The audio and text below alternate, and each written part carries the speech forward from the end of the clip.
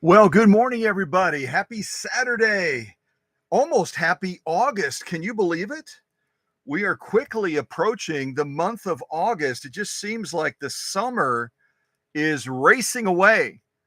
And before we know it, we'll be moving into fall. The leaves will be changing. The temperatures, at least in this area, will be dropping. And then soon after that, we will have some wintry, wet, cold weather in the Midwest. And those of you that live in warmer climates, California, Florida, Arizona, you name it, you probably, unless you at some point lived in an area like this, you have no idea what winter looks like unless you've spent some time trudging through the snow and all of that. But it's it's a different climate and a climate you definitely have to adapt to. But those of you that are in hot climates have to adapt as well, don't you? It's any of the extreme temperatures that drive you to either shed clothing or to layer up to try to survive as those temperatures fluctuate up and down. Crazy, crazy stuff. But so excited to be able to finally present this machine that went through workshop magic, went through paint shop magic as well. And I should give the official workshop magic blessing with this wand that she gave me, since I'm the Wizard of Ocanto. Those of you that are brand new, if you're saying, what Wizard of what? Um, I have affectionately been named originally by Emma down in Florida, calling me the Wizard of Ocanto because of the workshop magic factor that's brought to machines. Well, not only did this machine receive workshop magic, but also received paint shop magic as well. This machine originally came out of my personal collection. I'm going to back it up a little bit here. This machine came out of my personal collection, and I had originally acquired this machine from any of you that remember Robert, our friend from Germany. Robert has not been in one of the live streams or video chats for quite a while, but he has been a part of our family for a long time, has been following my work, is inspired to promote vintage sewing machines in his neck of the woods around Hamburg, Germany. And he and I becoming fast friends, very much like my friend Alex Askarov over in the UK, started talking about our machines, started talking about our collections. And I should come into the shot a little bit. So as Robert and I became fast friends, and he shared more and more about his collection and the fact that he was going through some changes in his life, and he wanted to look at downsizing his collection a little bit, but he was really, really nervous about releasing any of his machines to just anybody. But he said, I've respected your work for a long time, Scott. I know that you love vintage sewing machines. You treasure them. And he said, I've got a 222K that was actually set up to be operated in the US. And I'd like to consider selling it. But before selling it, I'd like to send it to you so that you can do your workshop magic on it and get the machine running absolutely flawlessly. He says, I think I've done a decent job. It's running incredibly well, but it hasn't gotten the workshop magic yet. And if I'm going to sell this machine to a trusted collector, someone that shares, is equally minded with me and loves these machines like I do, then I wanted to have your stamp of approval. And I said to Robert, I'd be honored for you to send it to me, but what are you looking to sell it for? And he named a price, and I said, well, you don't have a huge margin to work with. You don't have a huge margin, and if you incur the cost of sending it all the way to me, incur the cost of me doing my work on the machine, possibly also some paint shop magic, because there was some crackling on the paint. There was some crackling on the paint of Robert's machine out in Germany, and that would be an added cost. And then the cost of shipping it all the way back to him. I mean, a lot of expenses. And then with the margin that he was looking to be able to sell the machine for, it just didn't make sense. I said, why don't you do this? Why don't you send me the machine once we agree on a purchase price? I will add this machine to my personal collection, and then at my expense, I will take it through the workshop magic process. I'll take it to my paint shop and deal with the crackling issue on the paint. The paint had a number of imperfections. It wasn't befitting. It wasn't befitting of the Queen of Singers. And if I failed to mention, which I probably did, we're going to be looking at a 222K today that was originally made in Kilbally, Scotland. And if anyone knows and wants to type it into the live chat, when were these 222Ks made? How many were made approximately? What makes them so doggone special that people around the world agree that this is the one and only Santa Claus. No, no, no, no, no, no, no, no. That's from another movie. That's from Miracle on 34th Street, where the judge is in the courtroom and finally, after all the evidence is presented, you guys know the movie. He finally says, I am declaring that this gentleman, Chris Kringle, is the one and only Santa Claus. Well, I am declaring from Oconto, Wisconsin, that this is the one and only Queen of Singers. The Queen of Singers. There are none other that can claim that title, period. And many of you know this, some of you don't, that the Queen of Singers is the very same machine that I hesitantly, cautiously, but optimistically presented to the one and only Smithsonian out in Washington, D.C. And we had the distinct honor and privilege of having that machine accepted by them and taken into their collection. They got a big collection, but that also was a Queen of Singer, a Queen of Singers, a 222K. So this is a very in the legacy, the history of the workshop.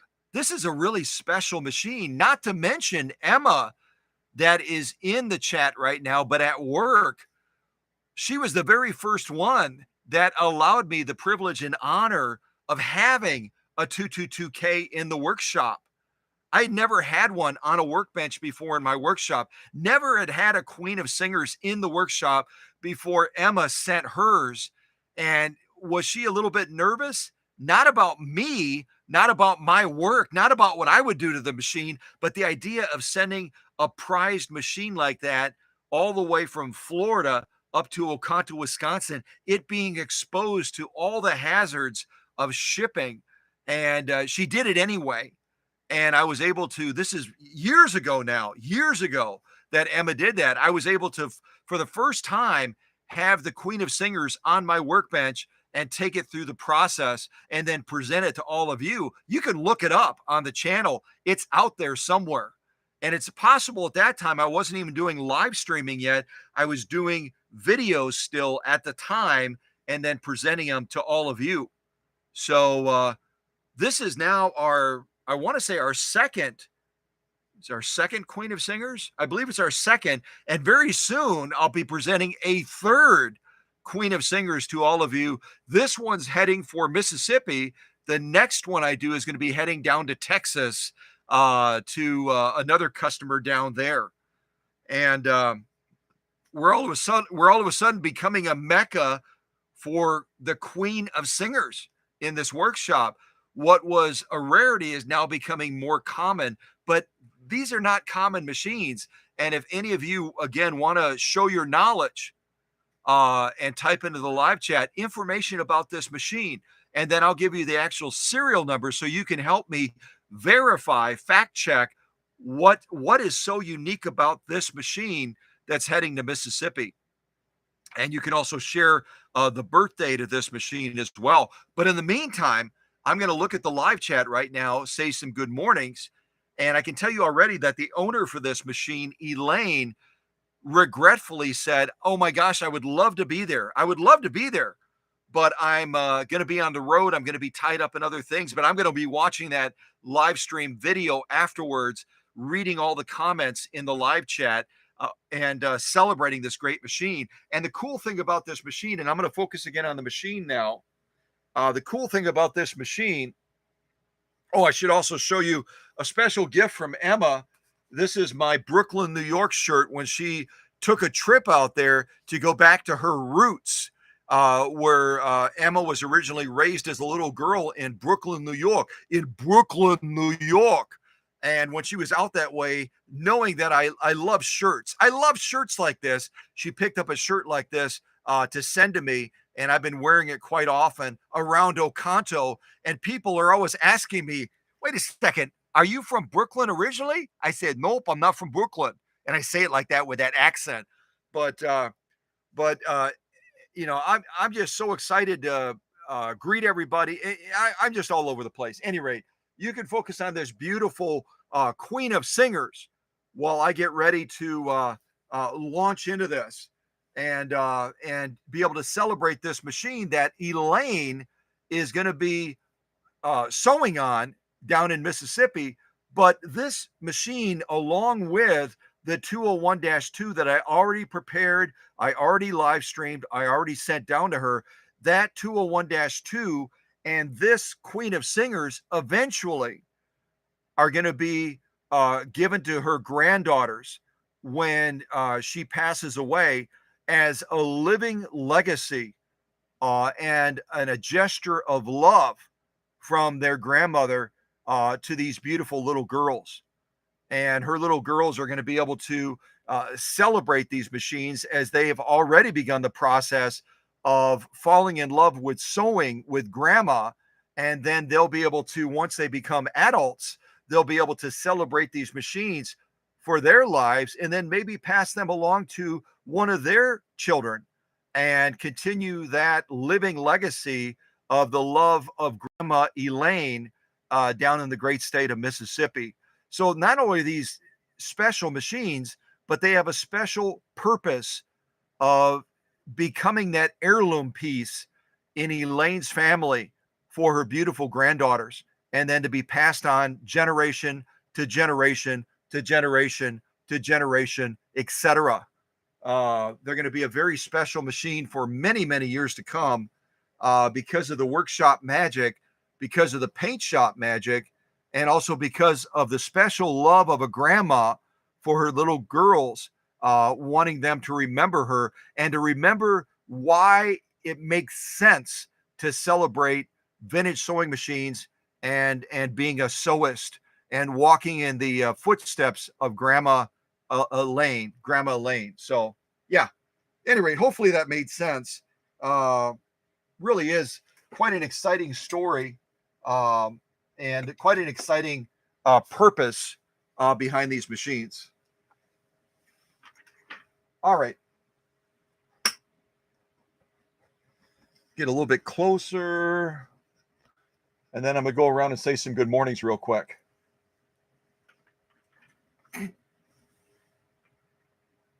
All right, let me scroll all the way up and say my good mornings, and then see if anyone provided any more insights into what makes the Queen of Singers such a special sewing machine in the family of Singer sewing machines.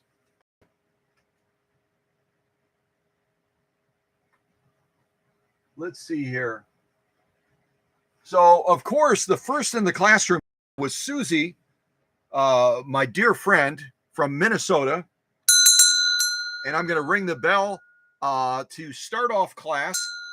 And y'all have to remind me to do that. I sometimes forget to ring the bell to signify the beginning of class, ring the bell at the end of class, because those of you that are brand new to Cow Country, brand new to the family, you need to understand this is a classroom.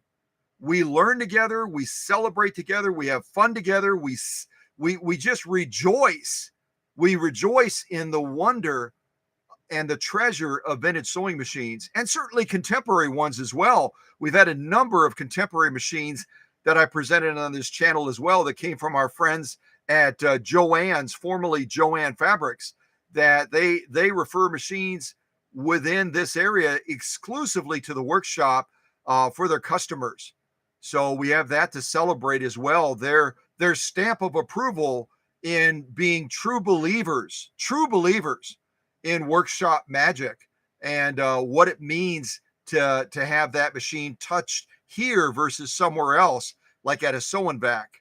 So it's always fun to be able to do that. All right, let me go down the list here and welcome everybody.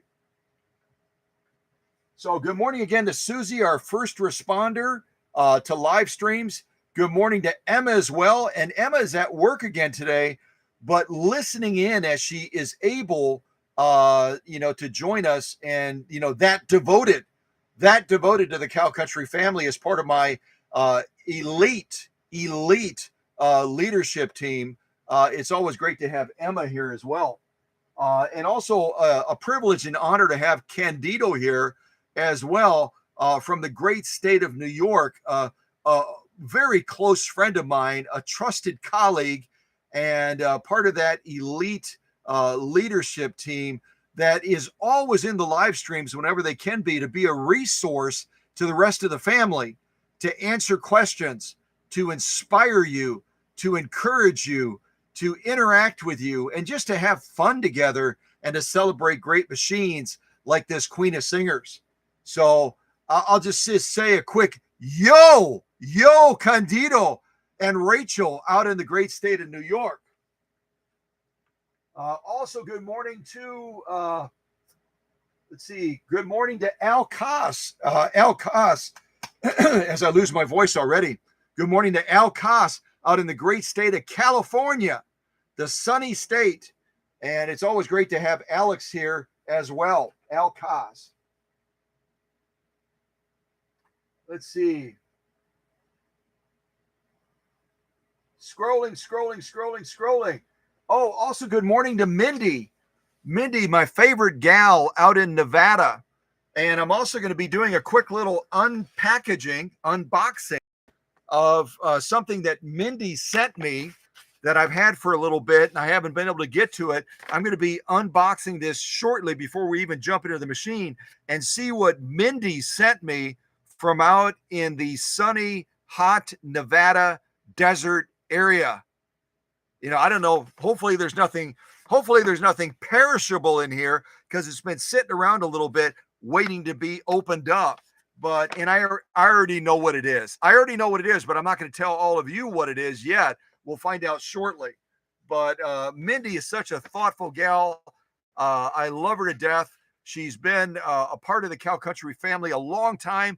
She supports all the things that I ask all of the family to support. When we've done fundraisers, she's always there, Johnny on the spot, to jump in and to help out that cause.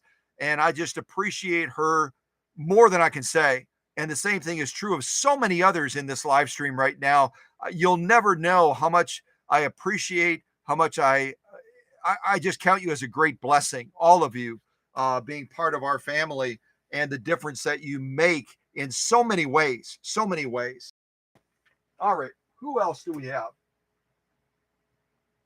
Let's see here. I said good morning to Mindy. Scrolling. Good morning also to Kathy King. Great to have Kathy King here this morning. Good morning also to Teresa. Great to have Teresa here in the live stream. Who else do we have? Oh, good morning to Renee, my local gal, my local friend that I such a sweetheart. And if you don't remember her, at our last contest, she donated a number of her diamond art pieces. Diamond art. Here, let me grab one real quick. I'll just show it to you. Some of you may not remember it or didn't see it or whatever. But she does these. Let's see if I can grab one. Let's see here. Hold on a second. She does these. They're tiny little beads. And if some of you don't know what diamond art is, it looks something like this. And if you can imagine, as you're looking at a creation like this that shows a Singer machine, you really can't tell what decal pattern is on there. It might be a Tiffany pattern or something else, but it's a beautiful Singer machine, obviously. And every single little tiny little spot, about the size, a little bit bigger than the end of a fountain pen. These are all tiny little beads that Renee, who's a local gal in Oconto, did all of these by hand, painstakingly, over hours and hours and hours and hours, and then was generous enough to donate several of these to be given away to the contest winners when we did our last contest back when. I think the last contest we did was back in Calico, the town of Calico, where they had to create a story about that town. I lose track. I've got so much going on in my life right now and in the workshop, but this is what created. And again, I just think they're a work of art. I think that they're worthy of being celebrated and these eventually will head out the door with those featherweights to those that won that contest. Really, really cool. Really, really cool. All right, what else? Let's see, I said good morning to Renee. Let me keep going down the line here. Oh, good morning also to Joelle. Great to have Joelle here. I've had a couple things get in the way of it, but I do intend shortly to present Joelle's FOF 1222E. I'm just double checking because I've got so many things full. Joelle's 1222E, so it's great to have her here. And soon we'll be doing a live stream on that great machine in California, around Bakersfield, and the entire family, Joelle's family, rallied around the cause of having that machine restored at the workshop. Everyone jumped in, and they made it a family project because all of the family members love this machine. And kind of like this machine here, that 1222E is going to stay in that family and be celebrated by Joelle and her family, hopefully for generations to come.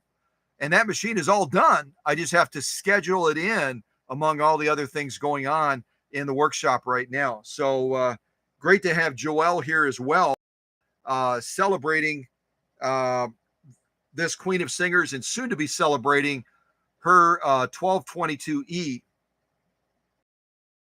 Give me a second here.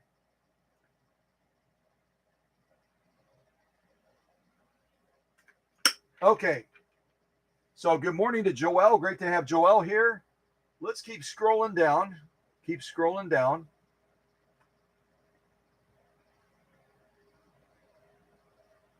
Let's see here. Oh, good morning to Tim. And I think Tim has been in a live stream before, but I think he's fairly new. So it's a privilege and honor to have Tim here as part of the Cow Country family. I have no doubt that the leaders and others have already made him feel welcome, but I want to also extend a warm welcome to Tim. Great to have him here, and hopefully you feel comfortable to share more about yourself, get acquainted, make new friendships. A lot of friendships have been forged through live streams like this, and hopefully y'all continue to do that and celebrate each other and the shared love that we have of vintage sewing machines. Let's see. There we go. Okay.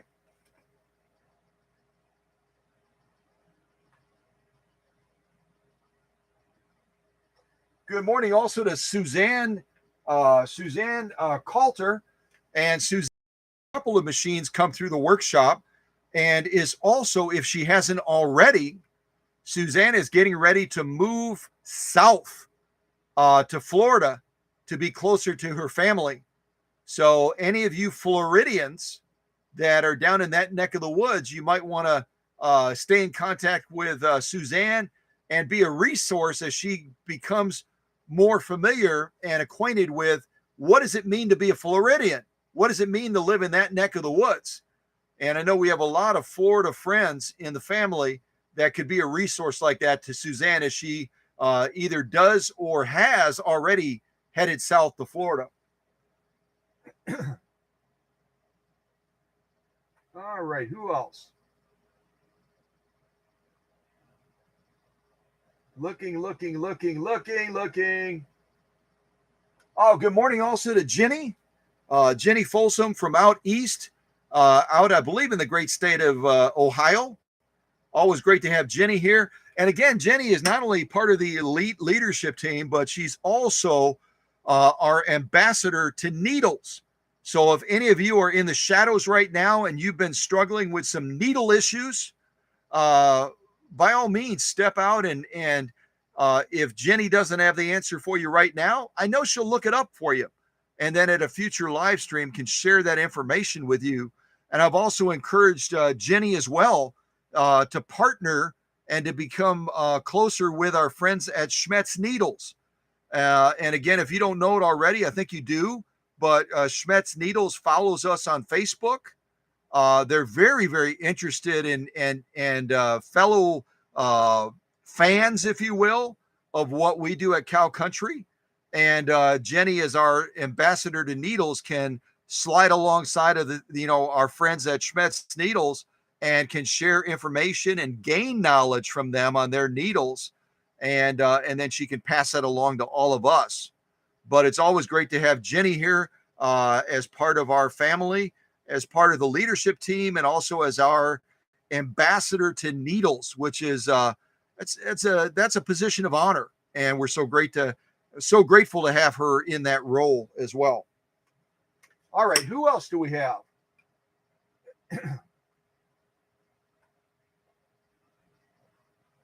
Let's see, still scrolling. Also, good morning to Susie Tippett, I believe it is. Tippett. My glasses are really dirty right now, so I'm trying to read the names on the screen, and I'm probably not doing real well. So if I get something wrong, please forgive me for that. But it's great to have Susie T here with us this morning. And I don't know, Tippett. Yeah, Tippett. I think Susie's been here for a while with us, Susie Tippett. So now we have a couple of Susies, and we have Suzanne's. And yeah, our family's growing, isn't it? Our family continues to grow.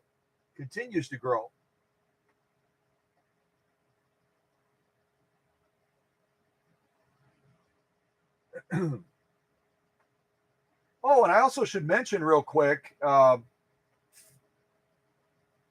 Okay, so I've gone all the way down and I've greeted everybody.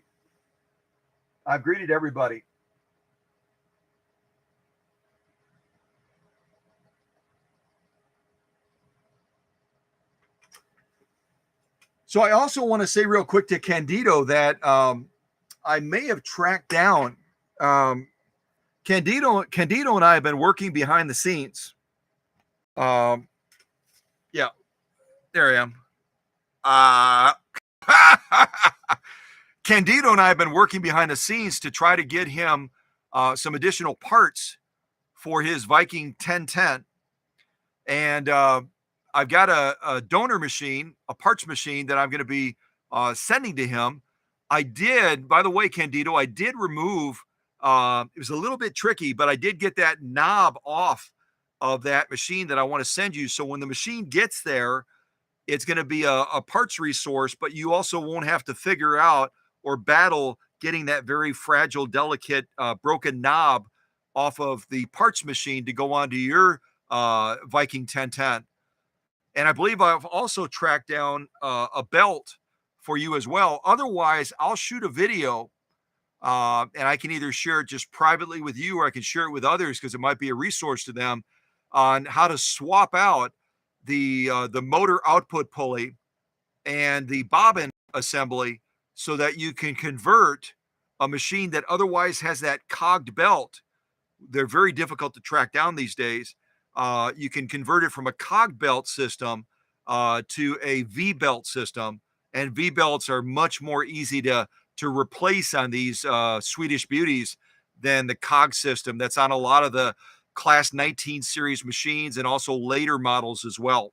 So I'll hopefully this week, if everything works out, I'll be shipping off that machine. The part you need, the broken knob, will already be removed. It's easy enough when you get it off to put it back on, so you'll be able to do that. And if you're running into any problems, just reach out. I'll walk you through it, and then you'll have that. The rest of that I almost said cannibalized. I guess I did just say cannibalized. That cannibalized 1010 from the workshop for additional parts that you might need.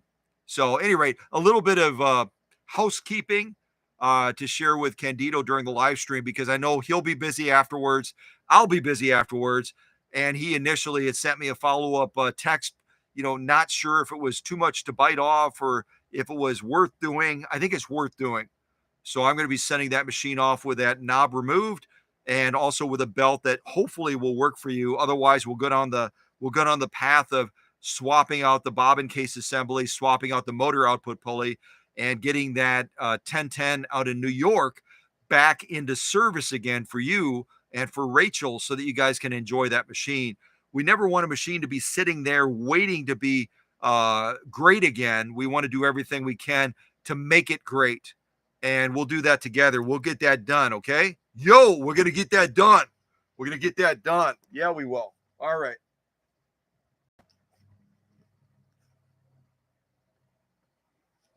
Okay. So I've greeted everybody that I saw in the live chat.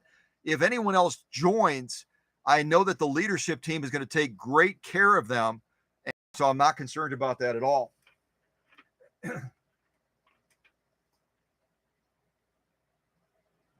Let's see here. All right. So let me give you the serial number for this Queen of Singers. Let me give you the serial number, and then I will ask whoever's willing, or if it's a team effort, whatever, to share that information about this model. I can tell you this, that this model is out of any of the Queen of Singers that have been in the workshop. And this is no knock to Emma. She's got a beautiful Queen of Singers. And certainly the one that I'm going to be sending to Texas is an amazing Queen of Singers. But this Queen of Singers is from a production group size that will just blow your mind. It's going to blow your mind how small of a production group size. We get excited. We get excited when we have a machine that I'm presenting to you that is from a production group size of less than 25,000, because Singer did it big. When they did production group sizes, typically they were 50,000 or higher. So when we get a production group size of 25,000 or less, we are almost in awe of that machine presented to us. When we get a machine that's from a production group size of less than 10,000, it's like, are you kidding me?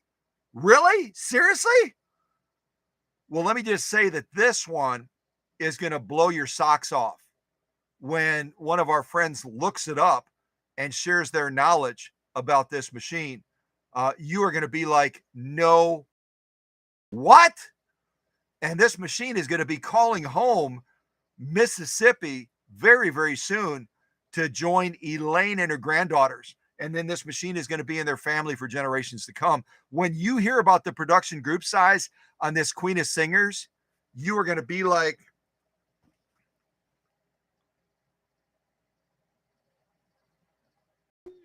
what? Really? Yeah, that's it. I mean, that's my reaction anyway. That's my reaction. Yeah, it is. So, serial number on this machine. I'm having trouble reading my own writing. I'm going to verify too. It should be E as in Edward. And if one of the leaders would type this into the live chat, please. E as in Edward, J as in Juliet, 226 214. EJ 286 214. And I'm just going to verify in the machine real quick that I'm reading that correctly. And if you didn't know it, the serial number on the featherweights is going to be down on the bottom over here. I'm just seeing if I can read it in this light. The lighting's not so great. Let me see if I can bring my little light over here.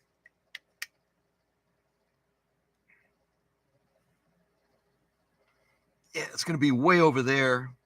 It's going to be way down here on the bottom. Way down here on the bottom. Should probably pick up the machine from the other side. Let me unplug it real quick.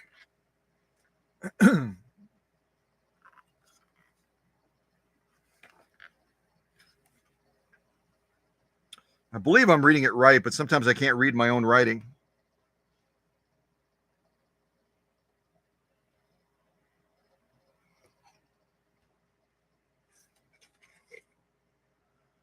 Yep, I read it right. E as in Edward, J as in Juliet, 226-214.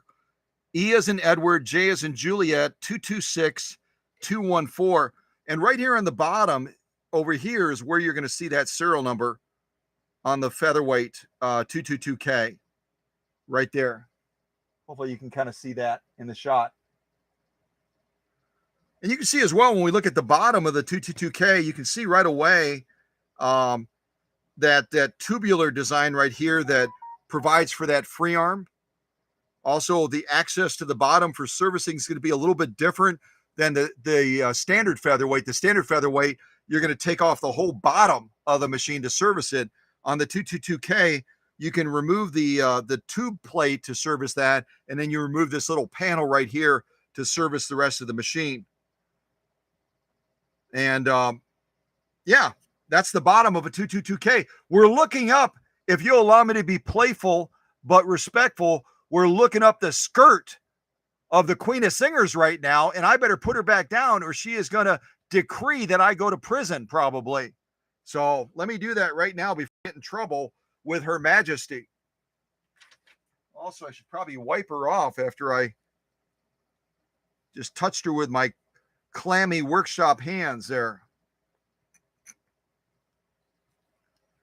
And this is also the back of the Queen of Singers. I'll just show that to you as well real quick. I think I can shut my light off now. The back of the Queen of Singers. Same motor, same exact motor as a standard featherweight. It's going to be that 0.4 amps. 0.4 of an amp is what this machine puts out. At peak performance, when it gets through the workshop magic, it's going to be putting out probably a lot closer to 0.5 amps. Half a amp.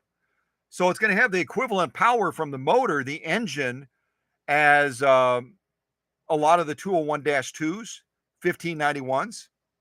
The only advantage it doesn't have is it's not direct drive, it's belt driven. But you know what? A lot of people talk about the belt driven being kind of a shortfall as far as power transfer. If it's set up properly, if the right tension is on the belt, if the motor is serviced and restored properly, and all of the rest of the machine is optimized, until that belt eventually starts aging and develops some glazing from the friction of the output pulley and that, you're going to get the same delivery, the same power transfer from a belt-driven machine as you will from a direct drive machine. It's just that the direct drive machine will not eventually have those challenges that the belts have just because of use.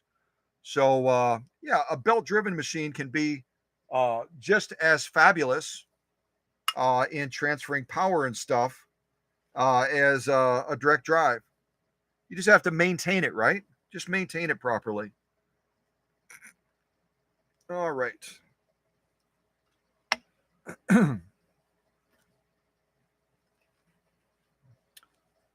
Let's see here.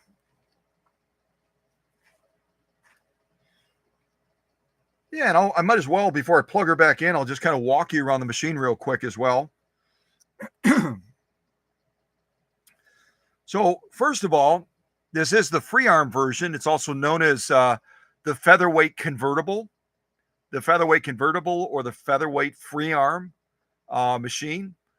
I didn't look in the chat. I didn't see if anyone provided those answers, but it would have been produced from about 1953 until 1961. So this machine would have been in production 8 years. In those 8 years of production in Kilbowie, Scotland, they only produced approximately 100,000 of these machines. So a little more than 10,000 machines a year. In the Singer production family, that's unprecedented. There's no other machine other than maybe some of their industrial machines where they had smaller production group sizes. There's no other machine in the history of Singer, the Singer Sewing Machine Company, where over an 8-year period from 1953 until around 1961, they only produced 100,000 of these. And that's where I talk about all the time that, you know, certain Singer machines are incredibly rare because of their numbers, the number that Singer made. And really, the standard featherweight doesn't have that bragging right. I've mentioned this before in other live streams. The standard featherweight would have been produced approximately between Canada, England, and the United States. They would have produced about 3.5 million of those. Whereas the 222K, the Queen of Singers, they only made about 100,000 total over 8 years of production. And in part, it's because the featherweight convertible, the featherweight free arm, was much more complicated to manufacture, much more complicated to manufacture than the standard featherweight, because of the design and the tubular engineering of building the raceway and the output shaft and all of that into the bottom of the machine, coming off the front right here where that bobbin case is placed. The design, the engineering, the production of making a machine like this was just off the charts as far as complexity. And also, Singer discovered late into the production phase, probably around the 6th year. I don't know why they didn't discover it sooner, but probably around the 5th or 6th year of production for this machine. And at that point, they in Singer production numbers, they'd only made a handful of them, only a handful. They all of a sudden had the revelation, wow, this thing is really expensive to make. It's really expensive to make a Singer Featherweight 222K because of the unique engineering demands of this machine. And that's eventually what led around 1961 to Singer finally saying, enough is enough. We are almost producing this Queen of Singers at a financial loss. We're literally losing money making the Queen of Singers because they're so pricey to put together. They're so pricey to make. And at that phase, when they finally shut down production right around 1961, at that point they had only made about 100,000. That's a really, I mean, do your own research. 100,000 machines in 8 years. That's historic. I can't, other than light industrial commercial machines that Singer may have made, they've never ever had a machine in production for almost a decade and only made about 100,000 of them. I mean, that's what makes these machines so much. I mean, they're just coveted. They're coveted beyond imagination. One of the rarest machines within the Singer family that you can acquire and add to your collection. And their price point commands that. If you look at these generic 222Ks that are unproven, have no workshop magic, you're going to be paying $2,000 to $3,000 on eBay or Etsy or Pinterest or any of those other venues that offer the Queen of Singers for sale. So, I mean, they're really the crown jewel. They're the crown jewel, in my opinion, of a Singer household vintage sewing machine. They really are the crown jewel. And if we want to be able to catch just a little glimpse of that free arm, the way you do that, and let me first of all say that getting this bed on and off is a little bit of an effort, because the clearance between that tubular design that encases the raceway and the inside of the bed, the clearance to get this on and off is probably about 1/1000th of an inch, about as thin as a piece of paper. So when you try to get it on and off, especially if you're in a warmer environment and that paint and that metal swells a little bit because it's a warmer climate or maybe a humid climate, getting it on and off can be almost like an exercise, almost like going to the gym. And even with me applying a little bit of wax inside to make it more slippery, you may see me struggle a little bit to get this off, but I want to take it off before I put it back on so you can see the wonder of the engineering of the 222K. And I'm guessing by now, because you in this classroom are the smartest in the world, you've already discovered what the production group size is on this Queen of Singers. I'm going to take the bed off, and then I'm going to look at the live chat to see if someone nailed it. I'm sure they did. So you take out this little thumb screw right here, over here. You take out this little thumb screw, just turn it counterclockwise. This is what holds that bed on securely. So I've got my little thumb screw removed. And now comes the labor of love in getting the free arm off. I'm going to do my best to make this look easy. I'm going to do my best to make it look. That was easy. That was easy. But I'm guessing because it's a little bit humid here today, it's not going to be that easy to get it off. I'm going to do my best to make it look easy. So what I recommend is put one hand, and what I should do right away is remove my West Point ring so I don't inadvertently scratch this Queen of Singers. I'm going to set this over there. I don't know if I can get my other ring off or not. I don't think I can. My hands swell in this weather a little bit, so I'll just kind of keep my right hand away. But I would put like a thumb or something on the pillar. Put a thumb on the pillar, and then grab the bed right about in the middle. And then you should be able to hopefully slide it off. I'm going to give myself a little bit of clearance as well, so that when it kind of jets off under the pressure, I don't bump into the camera, hopefully. So a thumb on the inside of the pillar, holding that machine securely, a couple fingers underneath the edge of the bed, and then just pull her straight out as best as you can. And again, once I get her off, I'll show you the area that I would recommend you lay some wax down on to make it easier on yours as well. So I got her most of the way off, almost all the way off. Oh my goodness, she is stuck a little bit, as I expected. And slide my hand in there now and kind of bump her out a little bit.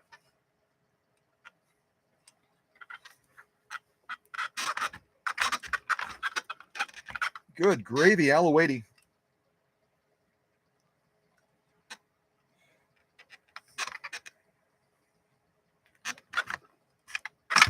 Oh boy, it is tough. I won't lie to you. It is tough to get that bed off, even when you wax. I'm not talking about like waxing legs or whatever some people do. That's not my thing.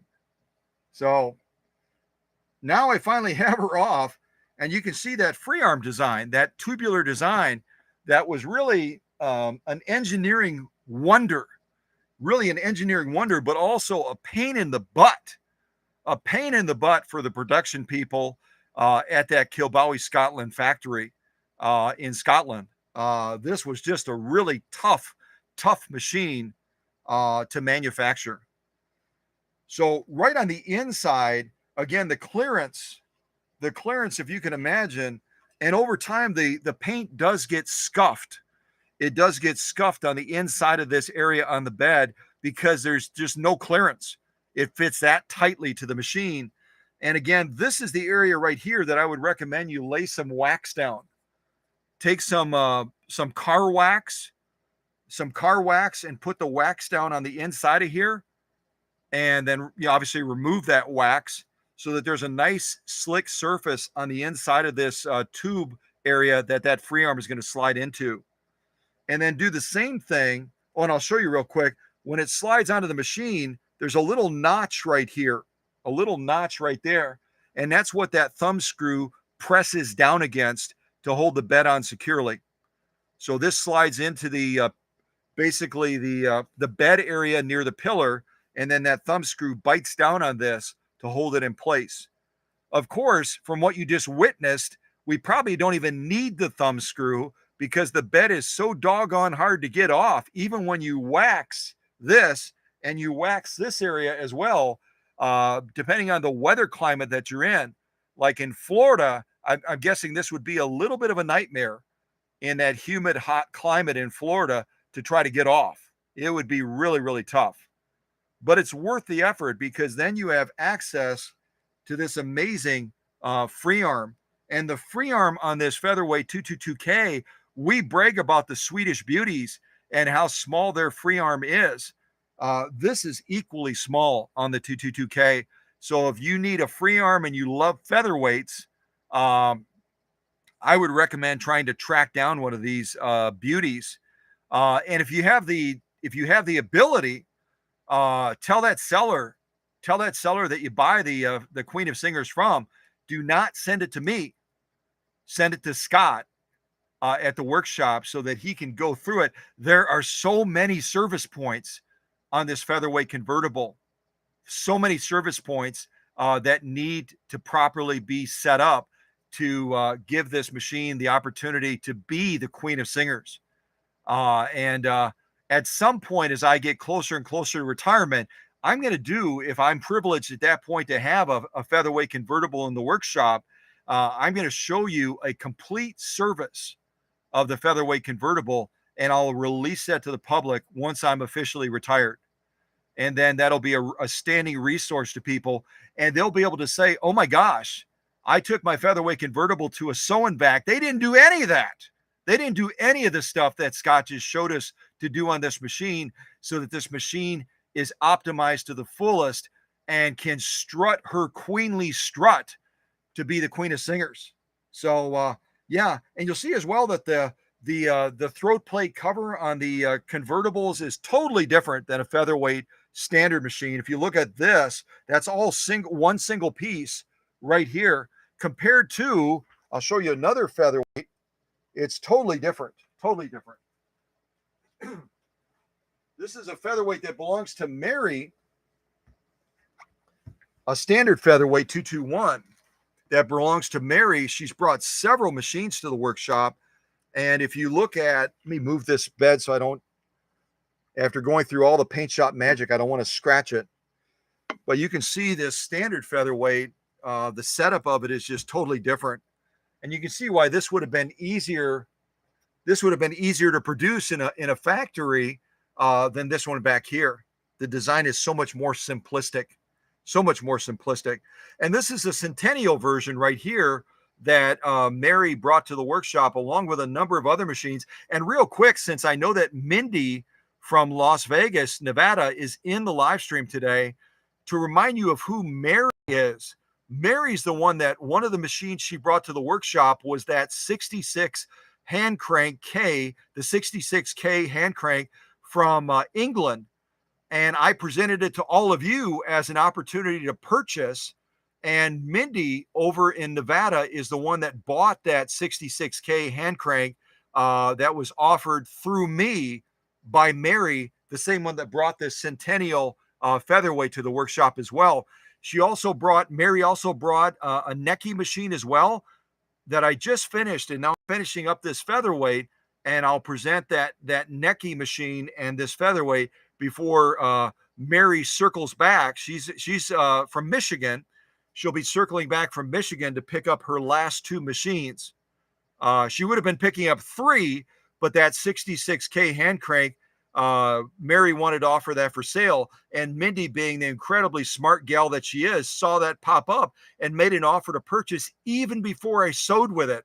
I made that remark in the live stream. But like Mindy said, anything that comes out of the workshop is going to be amazing. So she didn't need to see it sew. She did not need to see that 66K sew before she made an offer to purchase, because she knew it was going to be amazing. And as far as I know, Mindy is absolutely loving that 66K out in Nevada. So, but this is again another one of Mary's machines, and you can kind of see the difference as you look at the featherweight convertible in relation to a standard featherweight. They're different, and the production complexity of making them is also very, very different.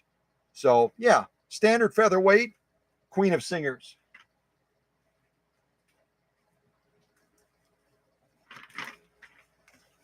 So again, just a quick little walk around the machine. You don't need, and I feel like even though my hands are clean, I haven't been working on a machine. I just feel like my hands are, somehow contaminating this beautiful machine. So I'm just going to keep wiping it off continuously. So real quick about this machine, and I should look at the live chat as well, because I want to see if somebody nailed the information I was looking for. See if I can do that real quick. Let's see.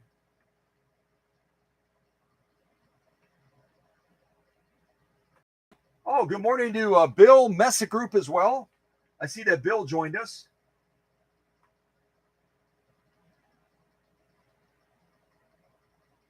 I'm scrolling up to see if anyone got the information I was looking for.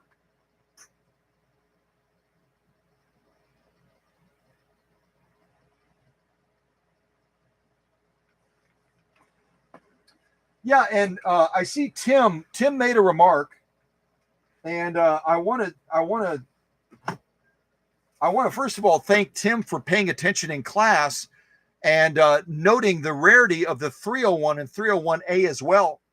And to clarify the numbers that Tim was posting in the live chat, and if either if Tim or one of the leaders wants to put these numbers down, since we oftentimes refer to the 301 and the 301A as the big sisters to the featherweight. Those are called the big sisters to the featherweight, the 301, the 301A. During the production of the 301 that was introduced in 1951, the 301 was only produced from 1951 to 1952 and was made at the Elizabethport, New Jersey production plant for Singer. It was made in New Jersey from 1951 to 1952, only 1 year, the 301. And during that time period, they made 185,750. 185,750 301s. They then shut down production at the Elizabethport, New Jersey plant, and they started producing 301s with the A designation because they were from the Anderson, South Carolina plant. So we moved 301 production from New Jersey down to South Carolina. And down in South Carolina, they produced the 301A from 1953, the same year that the 222K, the Queen of Singers, came on the scene. The same year that the Queen of Singers came on the scene in 1953, they started production also on the big sister, the 301A, down in South Carolina at the Anderson plant. And they produced that 301A from 1953 to 1957. The big deal about 1953 is that prior to 1953, other than on some of the industrial machines, there had never been a second badge plate on the household machines being produced by Singer. Starting in 1953, on machines like this 222K, they added a second plate giving the model number of that machine below the badge mark. And that's why right away, if you look at a traditional black Singer, not like a Singer like a Singer machine, if you look at a traditional black vintage Singer and you see that extra plate down below the badge mark, you know right away that that machine is going to be from 1953 or later, because it wasn't until 1953, the same year they started rolling out the 301As in Anderson, Carolina, the same year they started rolling out the 222K in Kilbowie, Scotland. That was the year when Singer said, we're going to add an extra plate to our sewing machines in 1953. And that's what you'll see right here on this Queen of Singers. It says 222K right below the badge mark. And the same thing is true of machines that were 1953 or later in that same type of vintage class. So they made 301As from 1953 to 1957. 1953 to 1957. In Anderson, South Carolina, they produced a little bit more of the 301As than the 301 that was made up in New Jersey. They made about 514,250. 514,250, a little bit over 500,000 machines. But again, consider they were making these 301As from 53 to 57. So that still is a very, very low number for total production group size for the 301A. And Tim is absolutely right. Tim is spot on. That's where I always remind all of you, and I want you to remind others, that if you go into those circles with the featherweight owners, you know, the 221s, the 22-1s, the 221Ks, etc. They're going to strut their happy little strut, and they're going to be trying to badmouth anyone else that has a different type of sewing machine by Singer, with the exception of the Queen of Singers.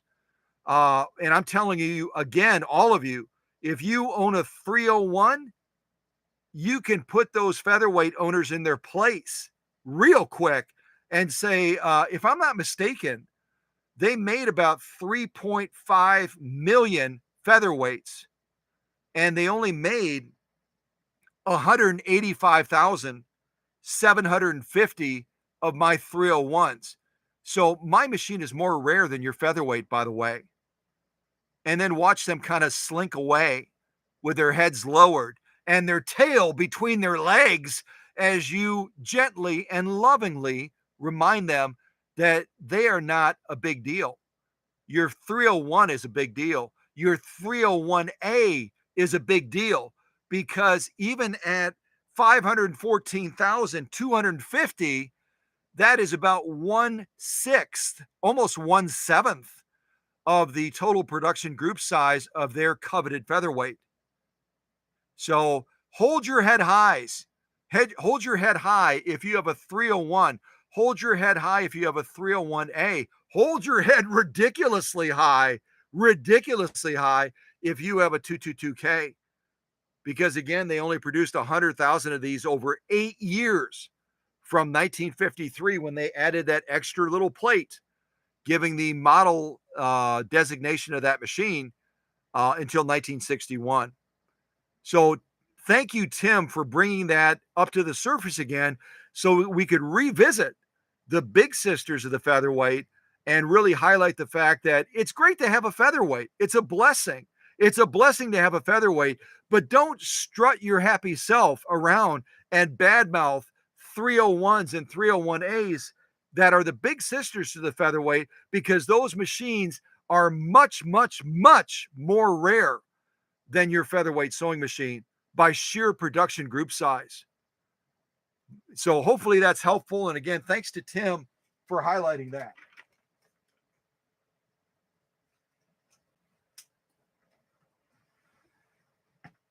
All right. So let's see here. Let me see.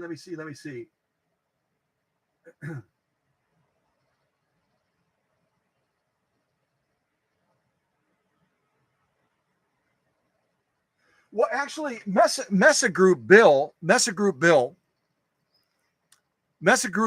something that I think is really cool, but I've got to lovingly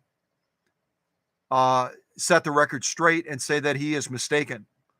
Mesa Group Bill from Minnesota, very valued part of our family. He wrote something about, let's see here, the most rare and valuable Singer ever made is the 1911 A1, 0.45 caliber pistol. Oh, I'm totally on Minute Maid. I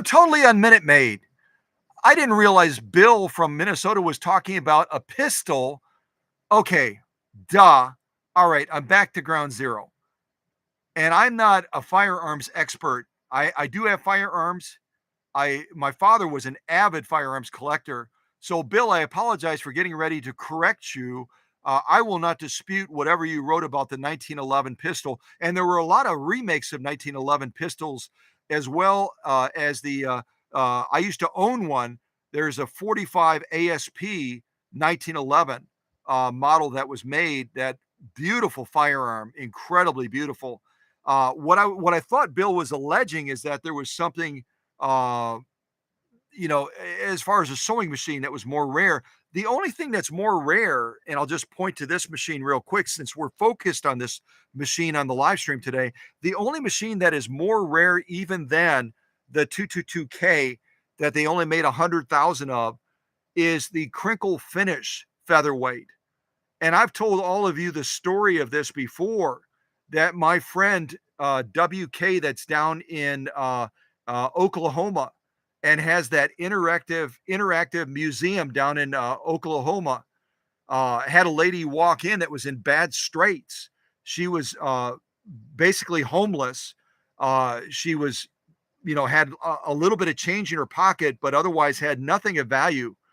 And she walked into my buddy's museum down there in Oklahoma, and basically said to WK, "I've got this sewing machine. I don't know if it's valuable or how much I could get for it. I only need a couple $100. Just need a couple $100 to get back on my feet."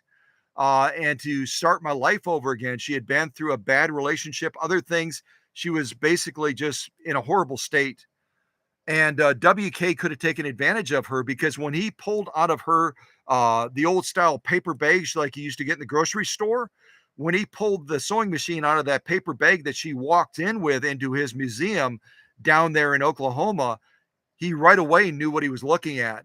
And it was none other than a crinkle finish featherweight that they only made about 100 to 200 of, 1 to 200 of these machines. Incredibly rare, even more rare than this 222K. And all she wanted was a couple $100 for it. He knew that that was not the right thing to do. WK is a man of integrity down there in Oklahoma. And he said, he was a little bit, he wanted to surprise her. He wanted to surprise her.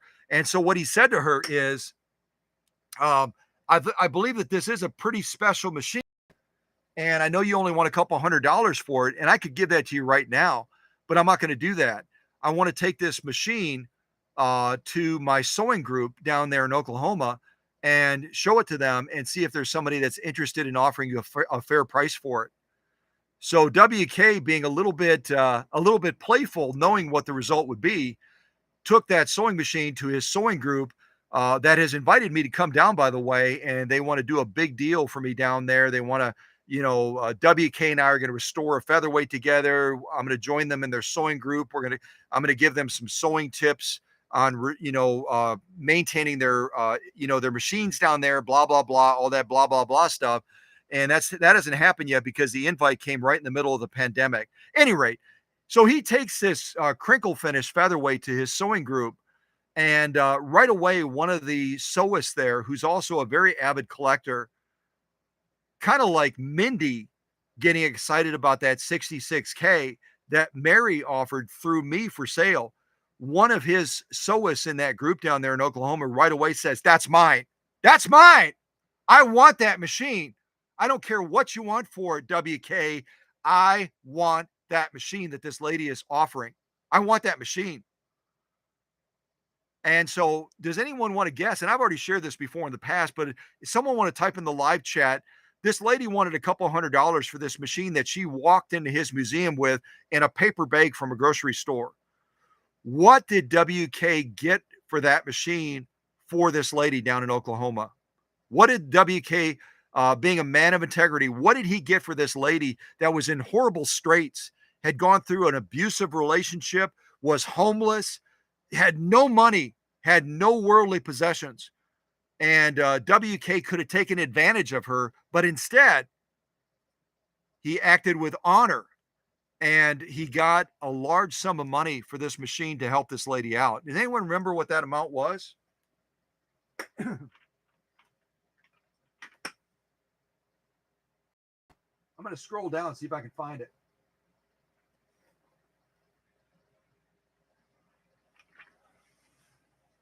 So Jenny said 2,000, not even close, but that's a great guess, dear. That's a great guess.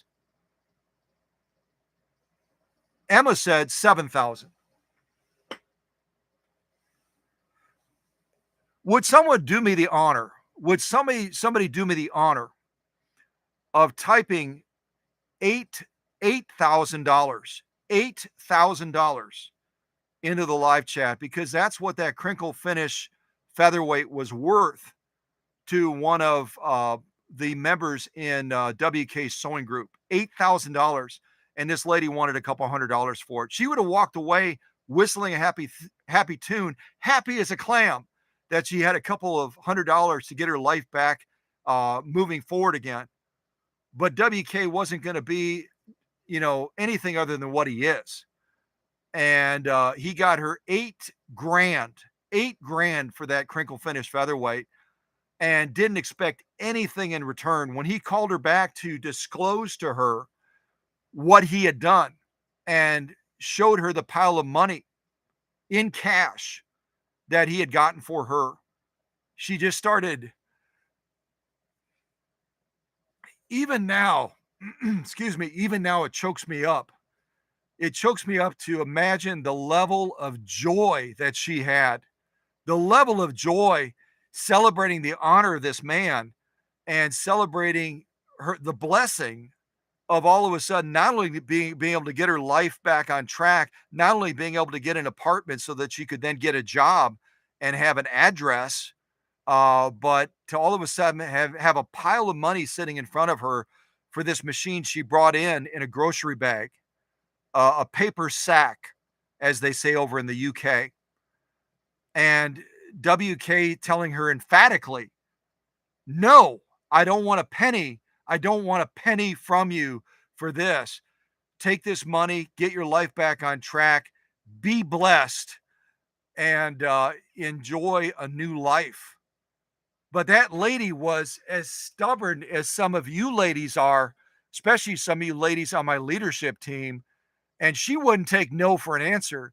So about a week or so later, after getting that money safely to the bank, she circled back with a cashier's check in support of the museum that WK runs down there in Oklahoma for $1,000 and would not take no for an answer. Isn't that a cool story? So that's the only case where I can point to a machine and say that machine is even more rare than the machine that we're going to be looking at today. And some of you know WK. He's a big fan of mine. He's a big fan of Alex Askaroff's as well over in the UK. And again, keep Alex in prayer. Keep Andy Tube in prayer as well, please. Those two men of honor, those two men that love and share our passion for vintage sewing machines, both of them have faced some major health challenges, especially Alex over in the UK. And they really do need our encouragement, our support, and our prayers. But yeah, I mean, what a great story about how we can make a difference. We can make a difference in our circles by living as men and women of honor, men and women of integrity. So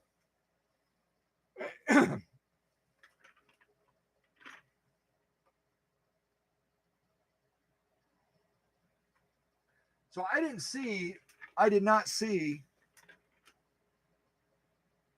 Yep, $8,000. Thank you, Candido. I don't know if someone above Candido's entry typed it in, but yeah, $8,000 for that machine. Unbelievable. But even these 222Ks that are not quite as rare as that crinkle finish featherweight, these machines, again on eBay, unproven, no workshop magic, they're selling for around 3,000 on average. So yeah, very, very cool. So quick walk around this machine before I get distracted again like a little 9-year-old, like I am. Okay. So again, you don't need a darning plate for this featherweight 222K. This is your control right here for dropping the feed dogs. You pull it out, you lower it down like that. The feed dogs are dropped. When you get ready to have those feed dogs engaged again, you pull it out again, you bring it up to the top, and you lock it back in place. And then those feed dogs are fully engaged again. So that really is a great feature on this 222K that the standard featherweight can't claim. On the standard featherweight, if you want to do free motion quilting, if you want to do freehand embroidery, you need to put a darning plate over those feed dogs on a standard featherweight. On this one, you can drop the feed dogs. This is our control right over here for stitch length. It also gives us the ability, if we move it all the way to the top, to sew in reverse as well. And if you're going to be winding a bobbin on this machine, you're going to have it pretty much like you have it right now, threaded from here to there. But then you're going to come across the front of the machine like this, diagonally. You're going to come to this tensioner right here, and then come straight up to your bobbin. and then rotate this down into the balance wheel. Obviously, disengage your clutch on the side of the machine as well. What else? Upper tension right here, just like a standard featherweight. And again, an over elongated throat plate cover that you do need to remove periodically for servicing this machine. There's, instead of 2 screws holding it in place, there's actually 3. And make sure you put them back in correctly. The smaller gauge screws are going to go near the end of the free arm. The larger screw is going to go closer to the pillar. So there's 2 screws that are similar down here, and there's 1 dissimilar screw down here that's larger in scale that needs to go on this end. They're all going to have the same threading. So if you all of a sudden screw this one in down here, you're going to notice that it doesn't fit, but it will screw in. So just be aware of that. And then again, down on the end right over here at the end of the free arm, we've got our bobbin case. It's going to take the same bobbin case as the 301, the 301A, and also the standard featherweight. All of those bobbin cases are going to work in any of those machines. So if you own a 301, a 301A, a standard featherweight, and a 222K, you can take the bobbin case on of any of those machines, put it in one of the other machines, and it'll work perfectly for you. So yeah, now let me see. Before we start to jump in this machine finally, let me see now if I can get this free arm back on. Hopefully it's not going to be quite as difficult as it was to get off.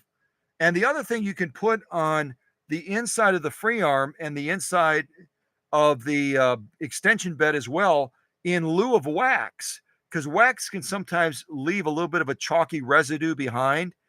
And as wax ages on the surface of a painted surface, it can actually get sticky and actually do the opposite of what you want to do in being able to get this bed on and off more easily.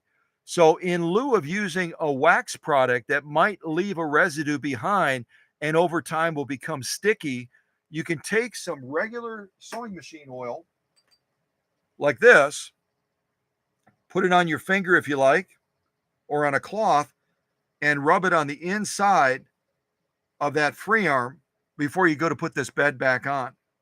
Same thing on the other side as well. A little bit of sewing machine oil. Just rub it on the inside of that free arm before you attempt to put that bed back on. And that will make it a little bit easier to get that bed on, hopefully. But again, the tolerance is so tight.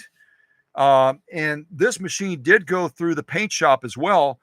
And when I clear coated this machine for Elaine to go down to Mississippi, I intentionally avoided this area of the free arm right here. I did not clear coat this, the inside of here, and I avoided clear coating the edges of the free arm as well. I put a little bit of a finish on there, but I kept it really super, super thin because otherwise you won't be able to get the free arm back onto the machine. Or excuse me, you won't be able to get the extension bed back on the machine. It's that tight. It's that tight. If you ever decide to become incredibly ambitious and repaint a 222K, be incredibly careful about how much layer of paint or clear coat you put on this area of the machine and also on the extension bed in that little area that this cylinder slides over, or you're going to all of a sudden go to put that machine back together and you're going to be stuck. You'll have to pull out your sandpaper, sand to get that extension bed back on this 222K. So just be aware that the tolerance is ridiculous as far as the tightness. So now we're going to do our best to get this back on. I hope it's easier than when I tried to take it off just a little bit ago. Kind of slide it back into position here, back this up a little bit. Kind of watch your thread when you're doing this. Just back into there. And then usually when I get to this point and it's lined up with the opening for the bed where this metal rod is going to slide back in, and then we're going to put our little thumb screw back on there to hold it on.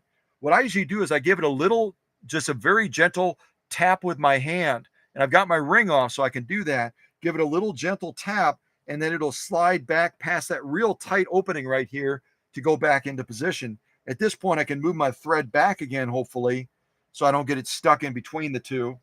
And again, just kind of put your hand like this on the back side of the machine over here, and then just gently tap to get that extension bed back into place.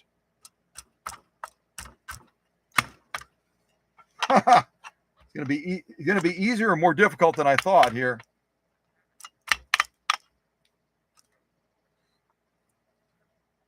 Like I said, the clearance is so nice. I'm going to take my watch off too. The clearance is so tight. It's just absolutely ridiculous. Another option, I've done this before, and it's sometimes a little bit easier, is I bring this around, put the featherweight convertible right up against my chest, and then use both hands on the edge of the bed to pull these two halves back together again.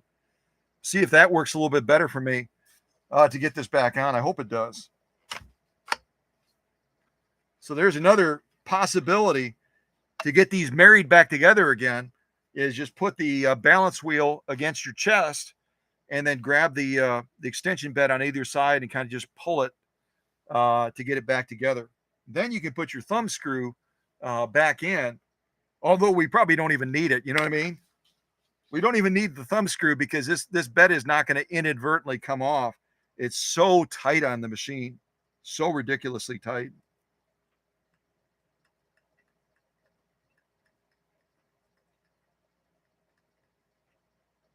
All right, so we got that back in place. Now I'm going to plug this featherweight convertible back in, and you'll be able to see that bright LED light. I've got to wipe all this off again. And it goes without saying, I don't recommend any chemicals being applied to your featherweight convertible, your 222K. Use a real soft microfiber cloth. And don't apply much pressure, because even a microfiber cloth can scratch a painted surface. If you didn't know that, it's true. Even a microfiber cloth, as gentle as they're supposed to be, if you apply too much pressure, they can scratch a surface. So be very, very gentle, very, very gentle when you're applying a cloth like this to the finish of a machine, whether it's a convertible like this or anything else.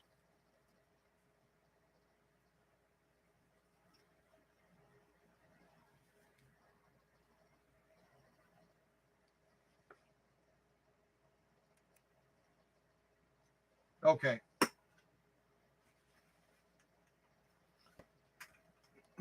Where's my plug-in? Oh, there it is.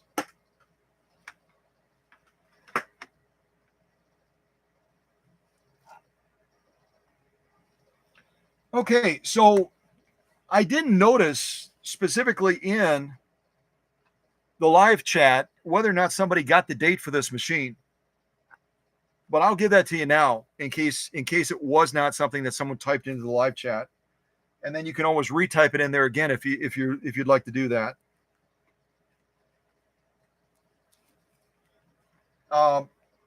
This machine is actually coming up on a birthday soon. On October 21st of this year, it will be celebrating its birthday from 1953. So this particular machine that's going to be heading to Mississippi was in the very first series of those machines being made in Kilbowie, Scotland, when they introduced the 222K, again, the same year as the 301A in 1953. So this machine was born October 21st, 1953. And the big deal is it came from a production group size of only 400 machines. 400 machines. You never hear that number coming out of the Singer halls. You never hear that number unless you're talking about, again, a light industrial machine where they generally produce much fewer of them because they're not in that much demand, or a machine like this. 400 machines were born or I should say 399 machines. 399 machines were born in that same group series as this one. That's a really, really small production group size. Very, very small. Yep. Okay. So I'll turn the light on. Oh, I didn't show you that either. This is our light switch right up here, whereas the standard featherweight's going to have a switch down here. So you just push that to the side, and then all of a sudden you've got the benefits of that real bright LED light.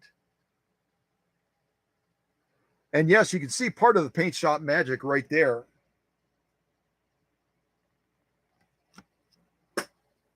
Oh, where's Mr. Bean? Where's Mr. Bean?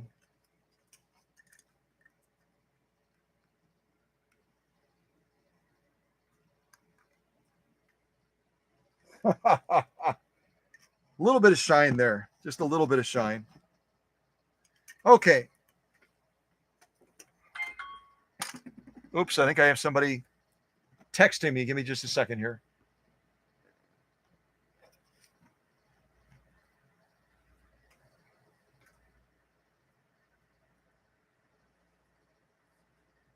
Hold on one second. Hold your horses. I think that's Emma's. That's Emma's note. For all of my leadership team members, y'all didn't know this, and I didn't tell the leaders this either, but I've given each one of you a distinct notification sound. So if I get a text from Susie, right away I know it's her. If I get a text from Emma, know it's her. If I get a text from Candido, know it's him. Get a text from Jenny, know it's her. Get a text from Christine in Canada, know it's her. Because each one of you have your own ringtone or your own whatever you call it. You know what I'm saying? So that's Emma. Give me just a second. Give me 1 second here. I apologize.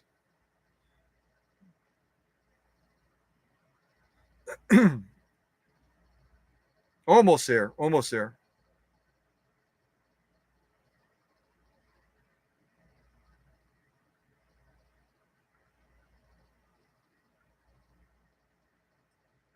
Okay, I finally found it. Let's see here. There.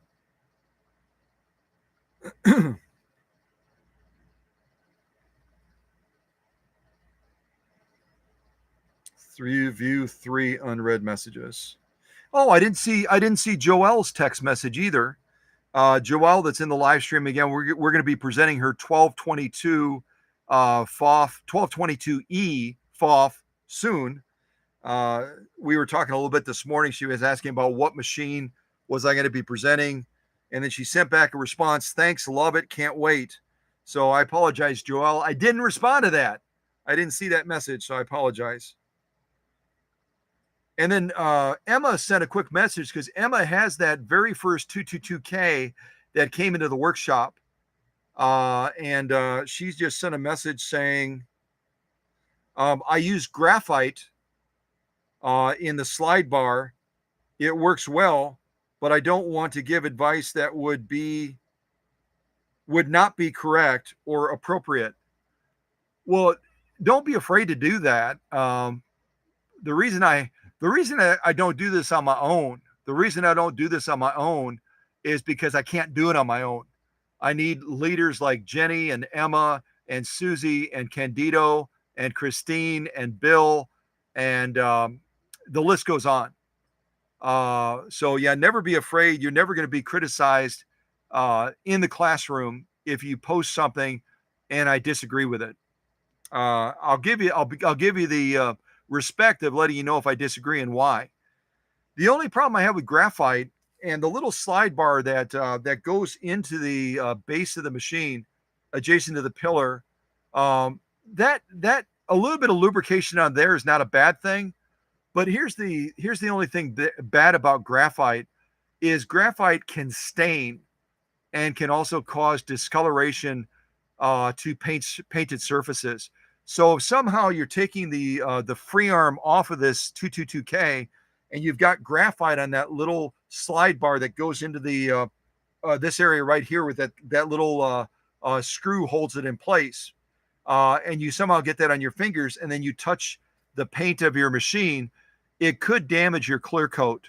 So that's the only thing about graphite. It's a wonderful lubricant and it's lasting, but it can also damage the clear coat painted surface of the machine. whereas sewing machine oil will not. You can have a little bit of residue of sewing machine oil or even kerosene on your fingers, and if you somehow transfer that to the bed or transfer that somewhere else to the Queen of Singers, it's not going to cause degradation of the clear coat or the painted surface. Graphite will.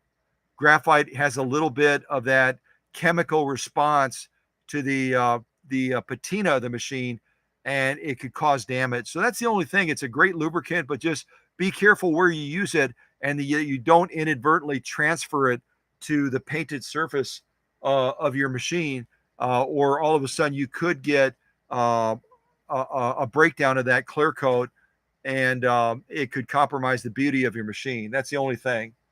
So Emma, you didn't do anything wrong. And if you use that on your Queen of Singers, God bless you. But just be careful if you do not to touch your machine if you pull that free arm off and you get a little bit of that on your fingers. That's all. So,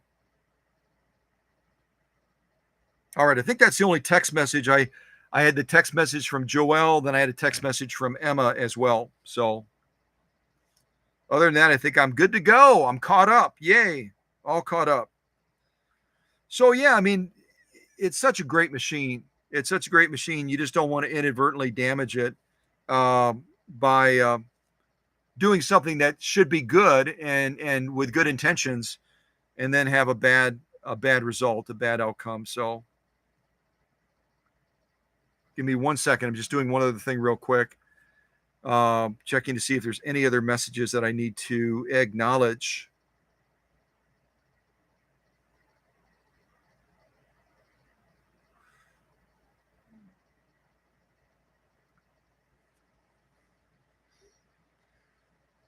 So let's see, one other thing. I'm so distracted with checking a couple of things real quick while I have my phone in my hand. Then I'm going to put it down, and kind of like we tell our kids and our grandkids, put the phone down and focus on people, focus on the process.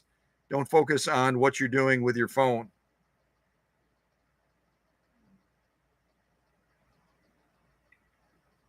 Almost there.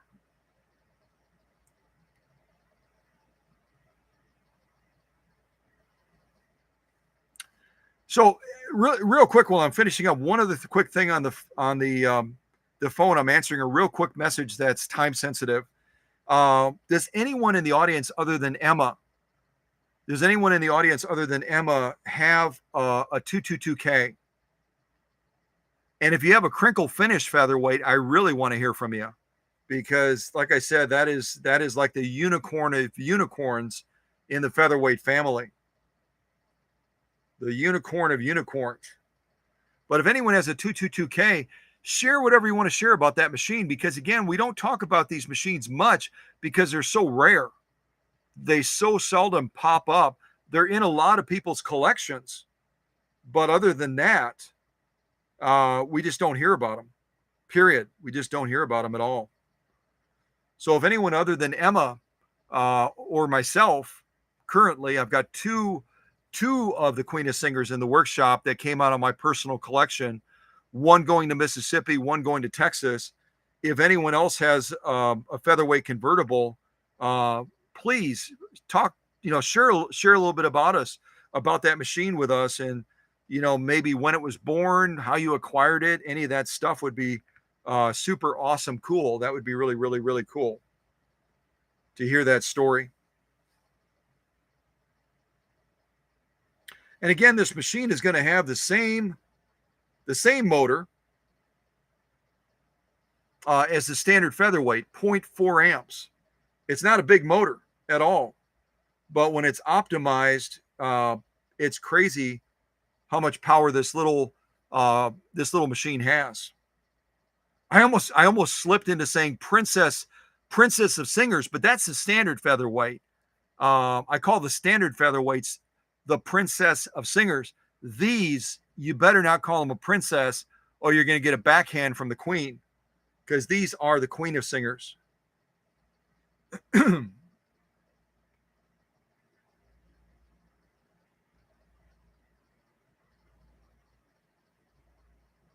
Just about there. Really, really close.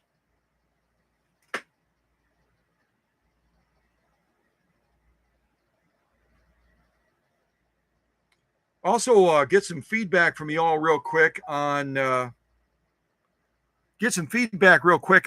audio and the video quality. I just opened my screen so I can be looking at the live stream as well, and checking audio quality, checking video quality, and checking audio quality, checking video quality, and checking audio quality, checking video quality, and I love the echo.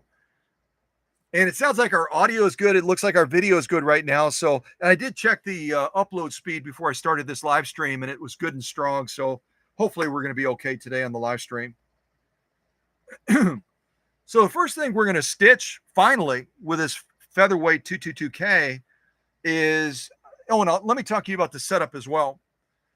The setup, I've got standard Coates and Clark dual duty thread that I bought at Joann's on the weekend. Again, giving them a little bit of a plug. If you go to Joann's in your area on the weekend, usually I think it starts on Saturday, maybe it starts on Friday. But if you go there on the weekend, you can buy 3 spools of thread, whether it's Coates and Clark or whether it's Gutermann, it doesn't matter. You buy 3, you get 2 free. So you spend money on 3 spools of thread, you walk out of there with 5. So I think it's a great deal that they offer. But we're going to be using the dual duty XP Coates and Clark thread today on this Queen of Singers. And then we're going to be using a needle, my go-to needle. Does anyone know what my go-to needle is? I know the people at Schmetz know, because one of their representatives said, we love that you love our 9014. It's one of our most popular needles. So if you didn't know that about me, my go-to needle is a 9014. A 9014. And that's what I use quite often. It's a universal needle. So you can use a universal needle on a wide field of materials, kind of like we're going to be doing today. Kind of like a wide field of the materials we'll be sewing today.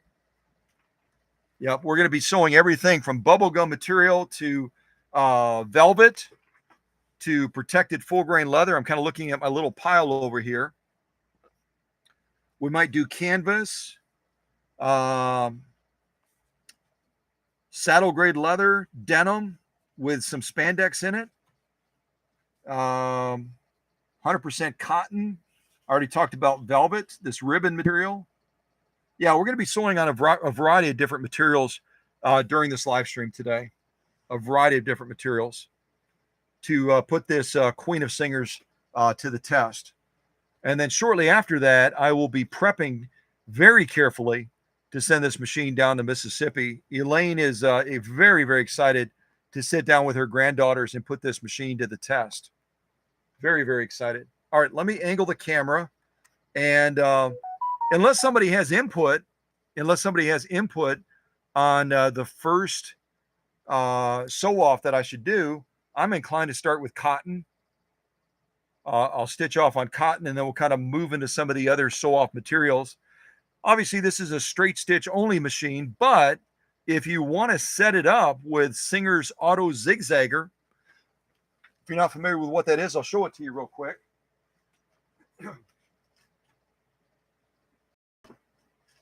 You can buy these readily on places like Etsy. You can buy them on eBay, and run right around. Some people are really ridiculous. Some people are just out of their mind. I've seen some of these people are trying to sell them for as much as $100. Don't pay $100 for one of these. They're really cool, but I wouldn't pay any more than $50 for one. Generally, you can find them for as cheap as $30 to $35. And I think that's a fair price for these, somewhere between $30 to $50. And when you open them up, if you get a complete set, which you should, for $50, you're going to get a little instruction manual of sorts. It kind of gives you the skinny on how to use it. And then inside, you're going to see the actual Auto Zigzagger. And it has a little hood that lifts up, and then you can change out these cams. And then you attach it to your 222K, and yeah, you can generate everything from decorative stitches, depending on the cams that you have, from decorative stitches to zigzag and everything else with what traditionally is a straight stitch lock stitch machine only. But you're not going to be limited by that if you attach one of these to your machine. So if you've got any Singer lock stitch sewing machine, doesn't have to be the Singer convertible. It can be a standard featherweight. They even made these for the slant machines as well, like the 301, the 301A. You can track one of these down. It'll open up a world of opportunities and possibilities for you with your Singer lock stitch sewing machine as to what you can generate for different projects. You're not going to be limited. You're not going to be limited any longer to only a straight stitch. You'll be able to do a variety of different stitching with them. So I think that's really cool that Singer developed that and offers that as an option. I got to get a little bit of soda, y'all. Just give me a second here. I tell my voice is getting a little crackly. So yeah, check that out and put that to use on any of your straight stitch lock stitch Singer machines. And again, if you want to get one for your 301, 301A, or some of those other machines like that, just make sure that it's appropriate for the slant design of that machine, and then you can put it to work there too. So, all right, so I think I'll start with cotton, and then we'll launch into some of the other materials. And I welcome your input. And if one of the leaders would text me, because I'm not going to be looking at the live chat, if one of the leaders would text me with, a rank order, if people are voting and say, hey, let's do this, let's do this, let's do this. Then if you'll just text me a summary of that, and then I'll pick those materials and we'll do it in that rank order, whatever it is. Again, we've got a variety of things we can try. We've got protected full grain leather. We've got saddle grade leather. We got denim with a little bit of spandex in it. We've got velvet. We've got bubblegum material. All kinds of things we can play around with to put this Queen of Singers to work. So, yeah. All right. So I think that's a fairly good angle. I can only get so close with the extension bed on. And we'll put this machine to work and give it a listen. As you're listening to this featherweight convertible, give it a listen and just appreciate how smooth she runs. She runs really silky smooth. All right, let me get some material in place. We'll start with cotton, and then we'll launch into some of these other materials. And I think I'll just leave my watch. I'll leave my watch and my West Point ring off so that I don't inadvertently brush across the bed and then all of a sudden have to rush this back to the paint shop for some crisis management and treatment. All right, so right now I've got the stitch length. On the longest setting. Again, on this machine, when you're sewing with this featherweight, you're going to have a choice of going all the way down to 30 stitches per inch if you go all the way up to here, or giving it a nice long stitch down here at 6 to 7 stitches per inch if you move it all the way to the bottom. So the further you go up, the shorter that stitch gets. And then if you move into this range, you're going to be sewing in reverse. So just be aware of that. But we're going to go for a nice long stitch and see if we can put this Queen of Singers to work after I've already been blah, blah, blahing for an hour and 49 minutes. And I haven't even sewn with the machine yet. So let me do one stitch off on this cotton. Actually, I'll do 2 stitch offs. I'll do 1 long stitch, 1 short stitch. And then y'all need to remind me. We got to open up this package from my dear friend out in Las Vegas, Mindy Barfield. Okay. All right, here we go. Start out with a basic straight stitch. Actually, we're only going to be straight stitching during the entire live stream. What am I saying? We'll do a straight stitch long, and then we'll do a straight stitch short. All right, here we go.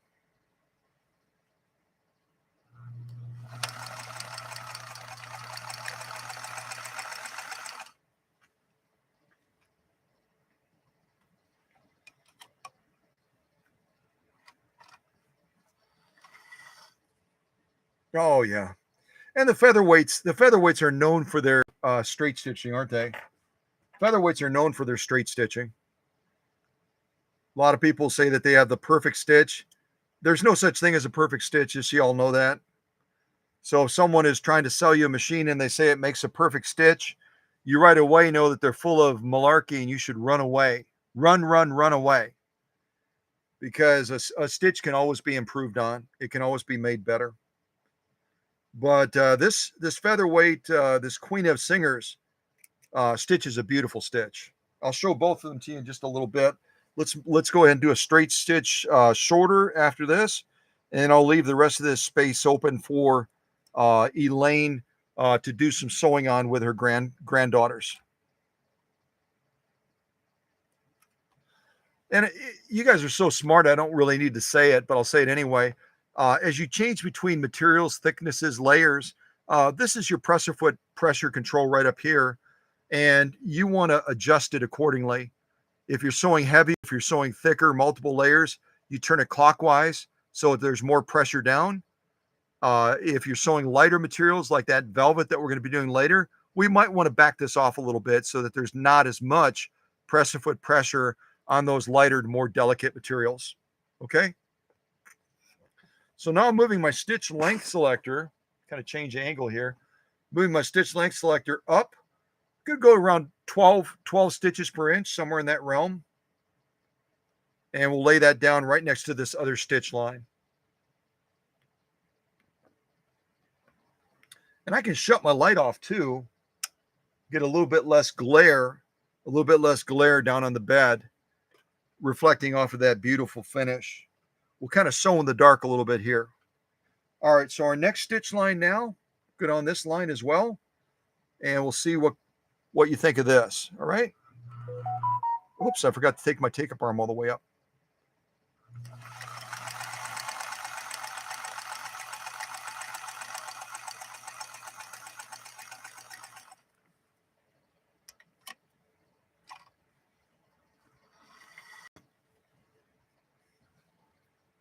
So we lay down a stitch line of around 6 to 7 stitches per inch. Right next to it, we just laid down a stitch line, probably around 12 stitches per inch. And now I'll finally have a chance to show these to you, to show you how beautifully this Queen of Singers sews. She's not just a looker. She's just not another pretty face. She lays down a page 34 world-class straight stitch. She truly does. All right, now I'm trying to remember. I think that's the top stitch. I'm trying to remember which way I had this orientated. That should be the top stitch right there. And then we'll flip it over and look at that lock stitch afterwards. Let me change the camera angle a little bit. We'll take a look at this stitching.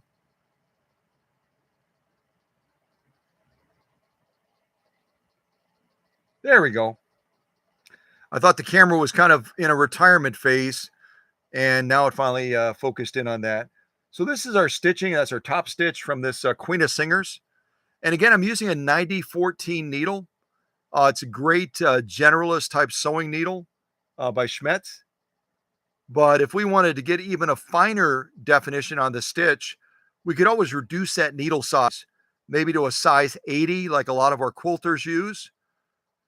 For most quilters, the size 80 is going to be their go-to needle, which is a size 12. Or you might even drop down to a 75 or a 70 size needle and get even better stitch definition.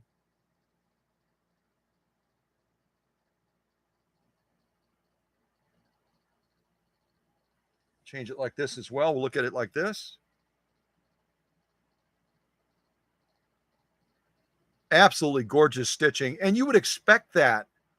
You would expect that from the Queen of Singers, wouldn't you?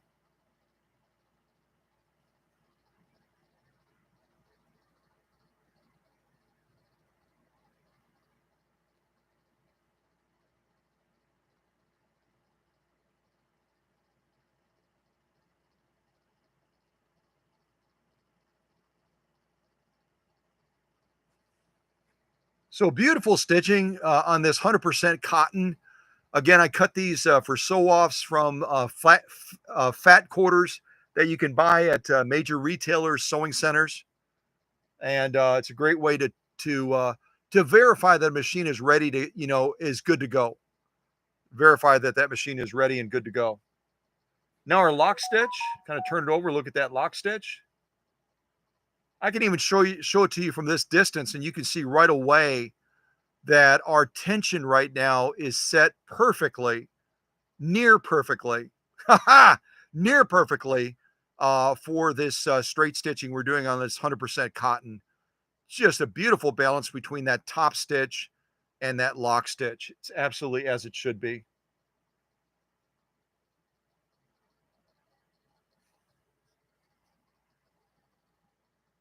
And I don't always sew super straight, but the stitching is beautiful. Just ignore the fact that it's not real straight. That's me. That's not the machine or the needle or the thread. That's me. I didn't do too bad. I sometimes really sew crooked, but yeah, so lock stitch and top stitch, 100% cotton. I'll set this to the back and we'll move on to some of those other materials. And if anyone has input on the material you'd like me to sew next, go ahead and type it into the live chat. And if I somehow miss it, one of the leaders will text it to me, and then I'll go ahead and do that material next. And I think I have another text message. Just give me a second here.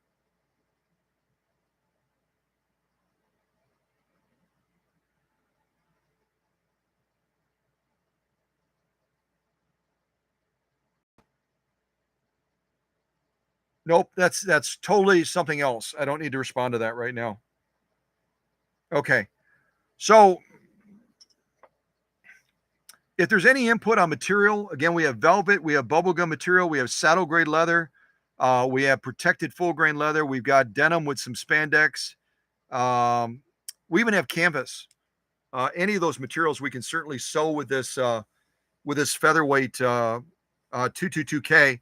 And I do that intentionally because I want to point out to folks that featherweights, whether it's a queen of singers or whether it's a princess of singers, they are built like a tank, even though they're very, very light weight.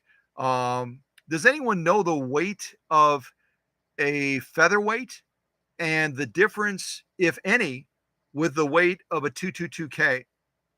They are, I'll give you a little bit of help here. They are going to be weighted a little bit differently. But if someone wants to, in the live chat, type down the weight of a featherweight that was introduced in 1933-34 at the Chicago World's Fair, or the 222K that was introduced in 1953 in Kilbowie, Scotland, type that in the live chat. I'd like to kind of test your knowledge a little bit and see if anyone can nail that, so that you have that knowledge to then carry out into your circles of influence and let people know, educate them on the difference between those two machines from a standpoint of weight.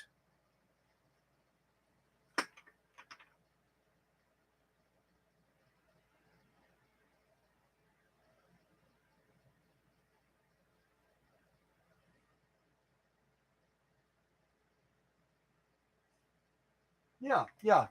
Jenny is absolutely spot on. She said 11 pounds, and she's absolutely right. The 221-1 comes in right around 11 pounds, and that was really the big deal.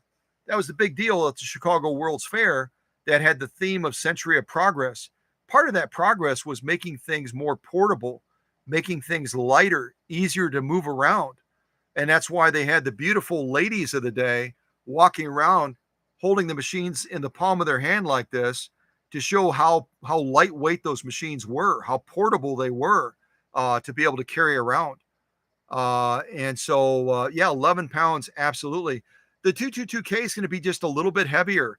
And I'll actually grab my scale real quick so that we can actually weigh it right now and confirm for sure what the weight of this machine is.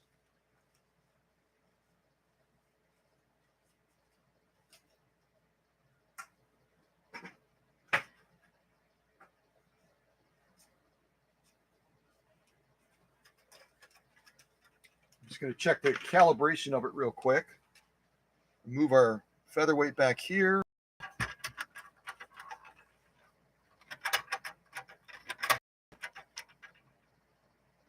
So we are calibrated right at 0.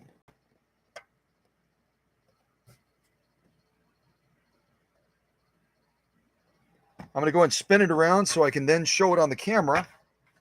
Check it one more time. Calibrated one at right on 0.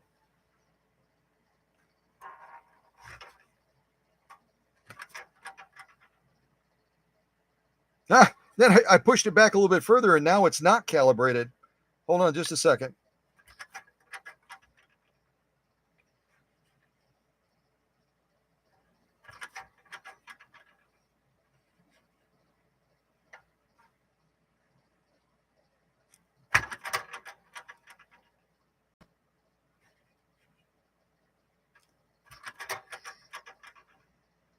Okay, now I have it on 0 again. Finally.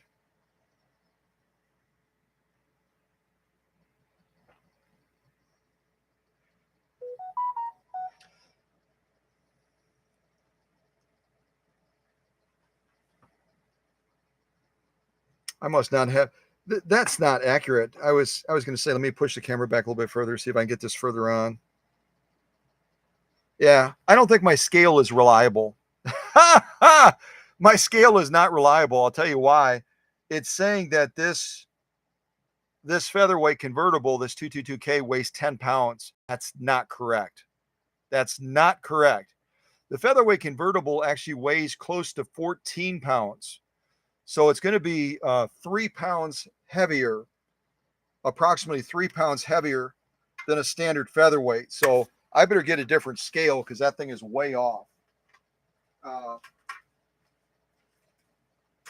So yeah, the featherweight converted to its design and its engineering of being a free arm sewing machine is going to weigh really close to 3 pounds heavier than a standard featherweight. It's going to come in right around 14 pounds and some change.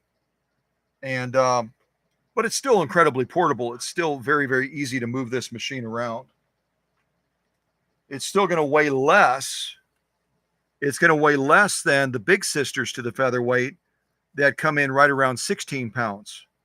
If you didn't know that, the 301, the 301A, those machines are going to be about 5 pounds heavier than a standard featherweight. And it's because of their engineering and design as well, with that tower motor that's inside of them and the direct drive engineering of those machines. So this kind of falls in the middle of the featherweight that comes in at 11. This comes in pretty close to 14 pounds.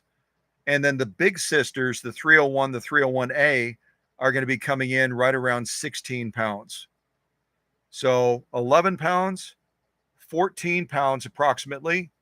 And then the big sisters, 301, 301A, right around 16 pounds. So they kind of tier up, don't they? The featherweight is the lightest of the lightest. This is right in the middle. And then the big sisters are a little bit heavier. So, yeah.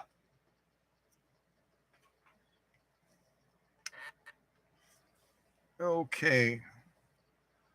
So I think I saw somewhere someone wanted me to try denim. Let me double check. Yep, it looks like I've gotten a couple of requests for denim.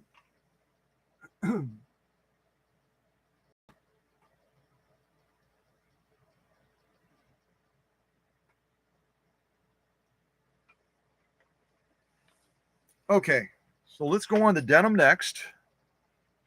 And again, this is not a standard denim. This is a denim. It's got some spandex in it. So it's going to be a little bit more of a challenge. But again, even though this only has a 0.4 amp motor, 0.4 amps, when it is optimized, is more than strong enough to do most sewing that a lot of people would consider to be heavy duty type sewing. Definitely definitely strong enough. Just going to cut this little edge off real quick.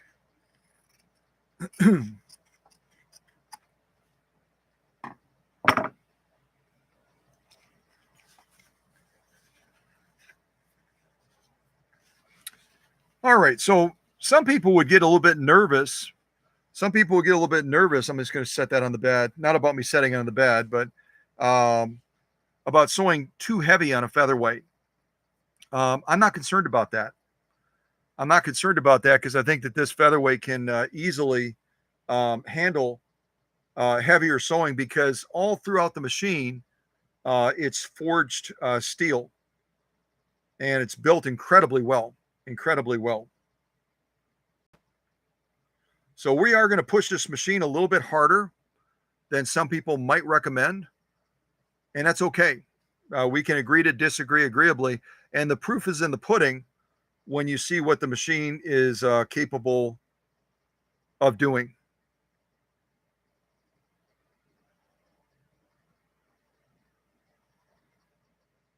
I've got my phone silenced, and I just saw another text come in. I just want to see if it's relating to the live stream or not.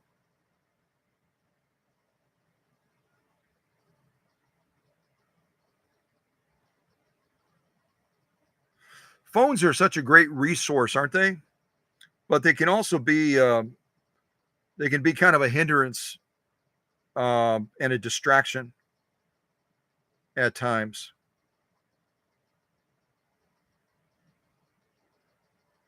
A little bit of a hindrance and distraction.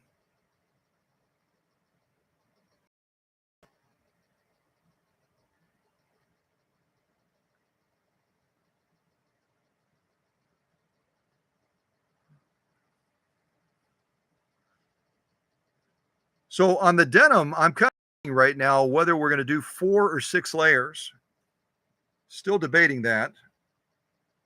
Any input from all of you on this featherweight convertible, whether we do 4 layers or 6 layers of denim? And there's a little bit of spandex in here, so I may not have quite a big enough needle to pull off 6, but I'd be willing to try it.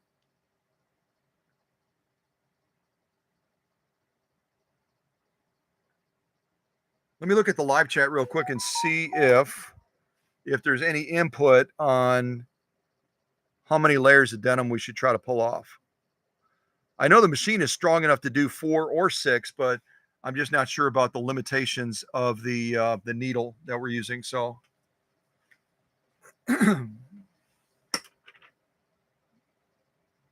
go big. Susie is cuter than a bug's ear. She's like, go big, man, go big. Big, let's go big. All right, let's go big. So I'm going to start with 2 layers of this denim. It's got a little bit of spandex in it.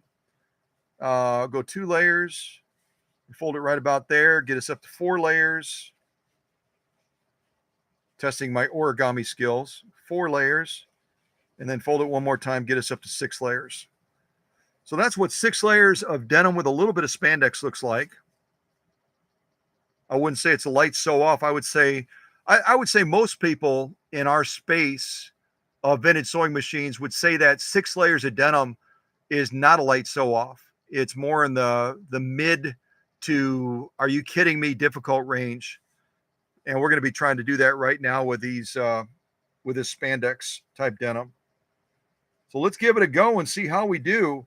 Again, the only concern I have is that the needle may not be big enough to manage this material, but we'll give it a go. We'll give it a try and see what result we get.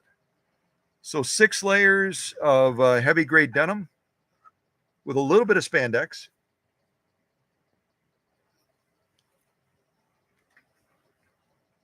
And I'm going to change my stitch length back to a longer stitch, get us right around 6 stitches per inch. Get my take-up arm all the way up. And again, if you're brand new to sewing, the take-up arm is right here. And the ideal way to launch a sewing machine so you don't get mechanical binding on the machine is to bring it as high as it'll go, and then bring it to a point where it's just getting ready to go on the downstroke. So I'm going up, up, up, up, up. And now it's just on the beginning point of going to the downstroke with the needle bar. That's the best way to launch whenever you can. Sometimes you can't, but when you can, that's a great way to launch. All right, so let's do this next sew off. 6 layers of denim that has just a little bit of spandex in it. So let's give this a go, see how we do.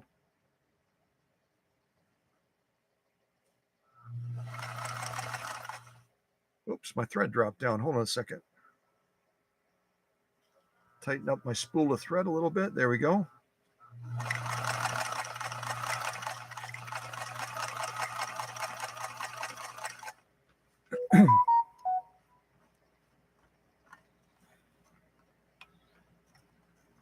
we'll just move that take-up arm into the up position, position it right away.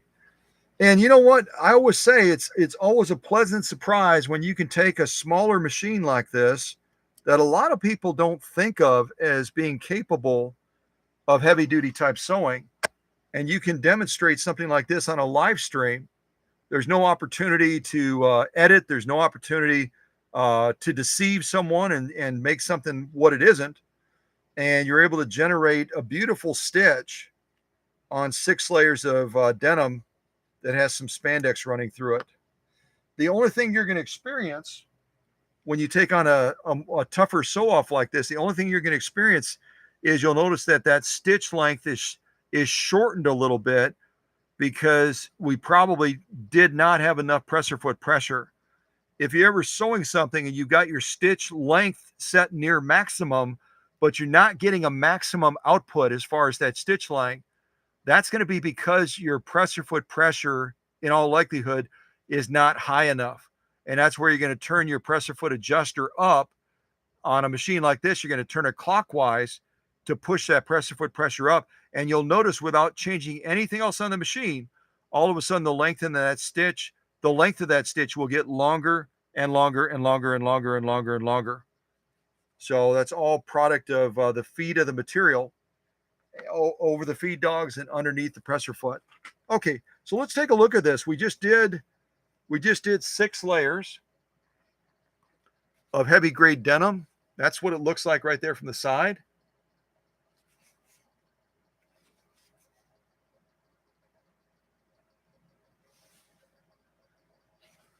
And we generated what I would say is a page 34 stitch. This is our top stitch. Let me just make sure. Yep, that's our top stitch.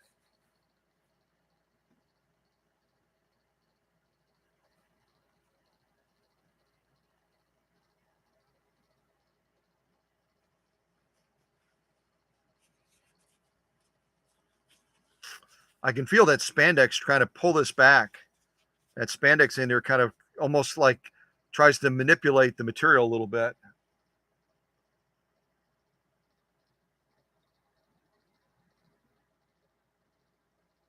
Beautiful, beautiful stitching. And again, we would expect that from a queen of singers, wouldn't we?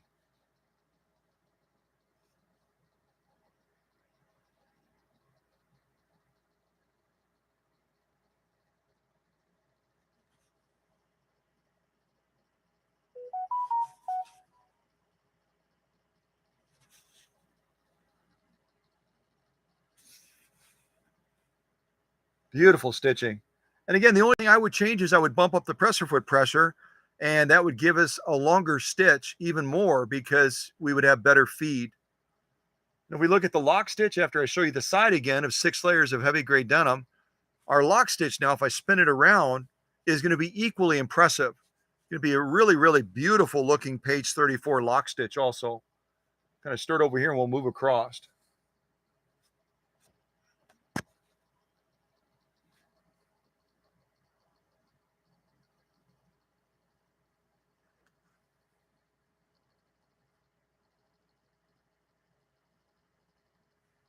So our needle was enough.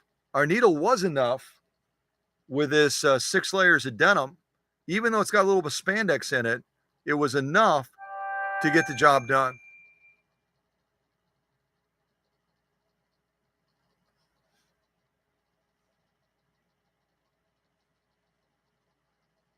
And that was a note from Susie. I saw it pop up on the screen that Candido wants to see some saddle grade leather. So we're going to do that next. So beautiful stitching all the way around. I got to kind of pull it back a little bit because I'm real close to that edge. But some beautiful stitching. Stitch again.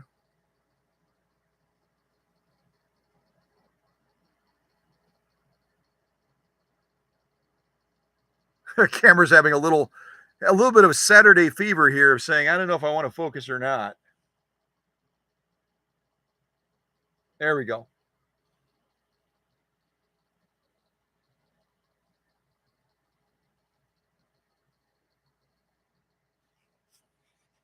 Lock stitch again. I'm just going to show it to you again because I'm really pleasantly surprised Again, not that the machine could get through it. That's not in question, but that with our current setup, that we had success and maintained very, very good stitch tension balance between the top and the bottom.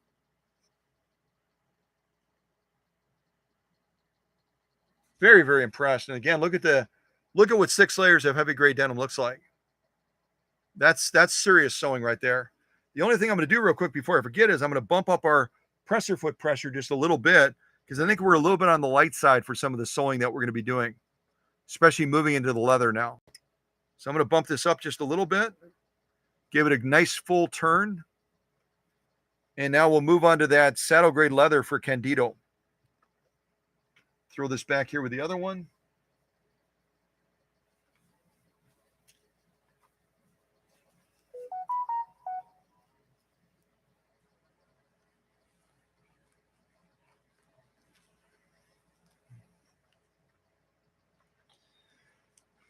Yeah, it's always fun to see the machines perform and do their thing. And that's the workshop magic side.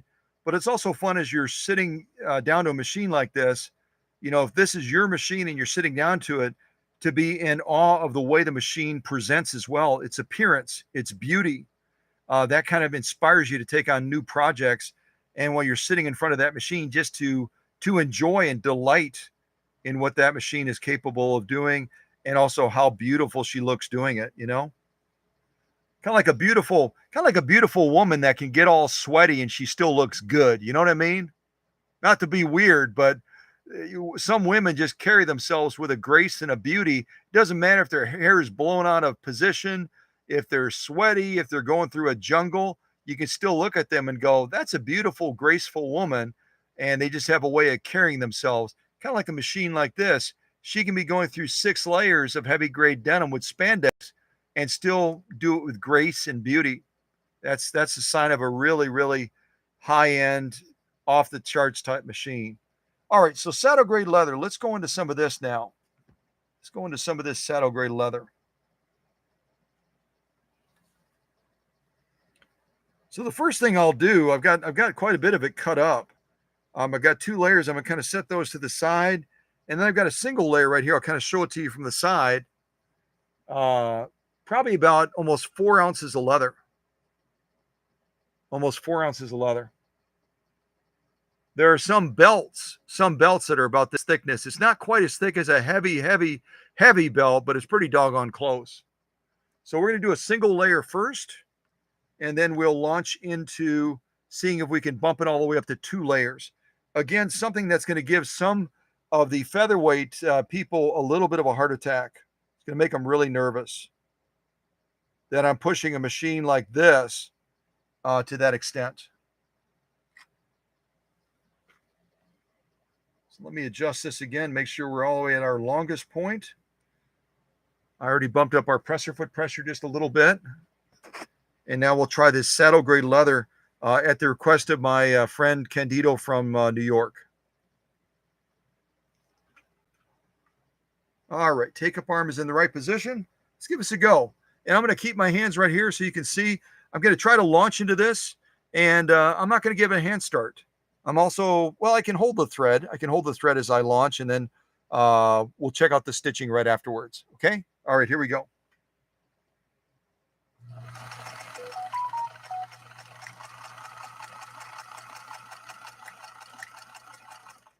And I'm intentionally going slow. I'm not pedal to the metal, just kind of launching into it and giving her a go. Okay. And I'm seeing a little adjustment that we can make, a little adjustment as I'm looking at the stitching. It looks like our upper tension might be a little bit low side, a little bit on the low side as far as the leather sewing. So I'm going to make an adjustment right away on our upper tension. Right now we're set below 6. I'm going to go a little bit above 6 on this. Not quite 6.5, but close.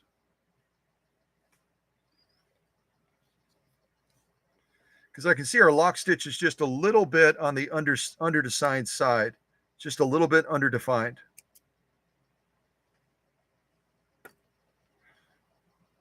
Yeah, it's real close. It's real close. And again, we're not using a leather needle. We don't have the benefit of a leather needle. We're sewing with a universal needle, so it's got a different point on it. But I'll show you the top stitch first.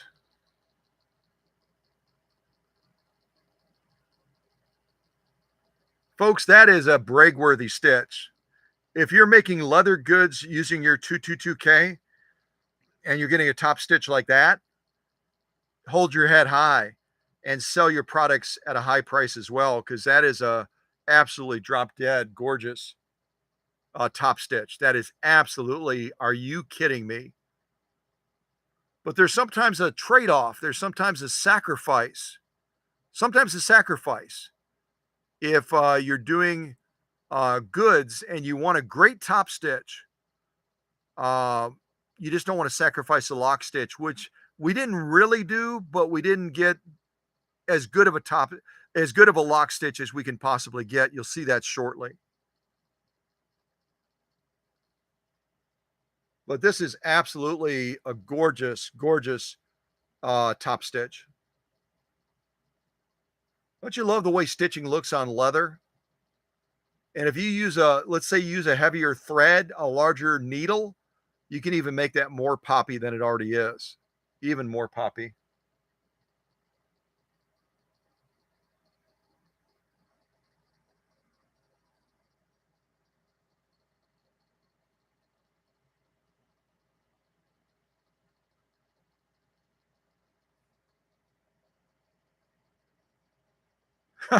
I'll just say, wow. That is gorgeous, gorgeous stitching. Gorgeous stitching. Yeah, look at the thickness.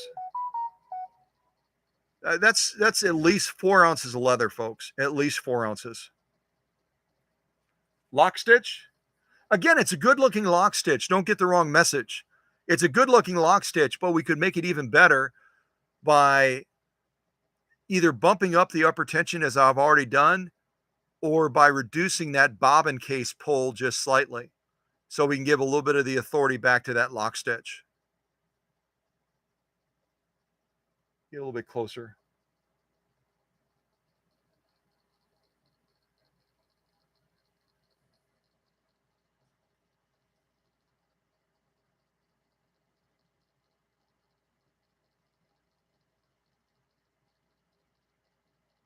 Again, it's a very good looking, lock stitch, but we can make it even better.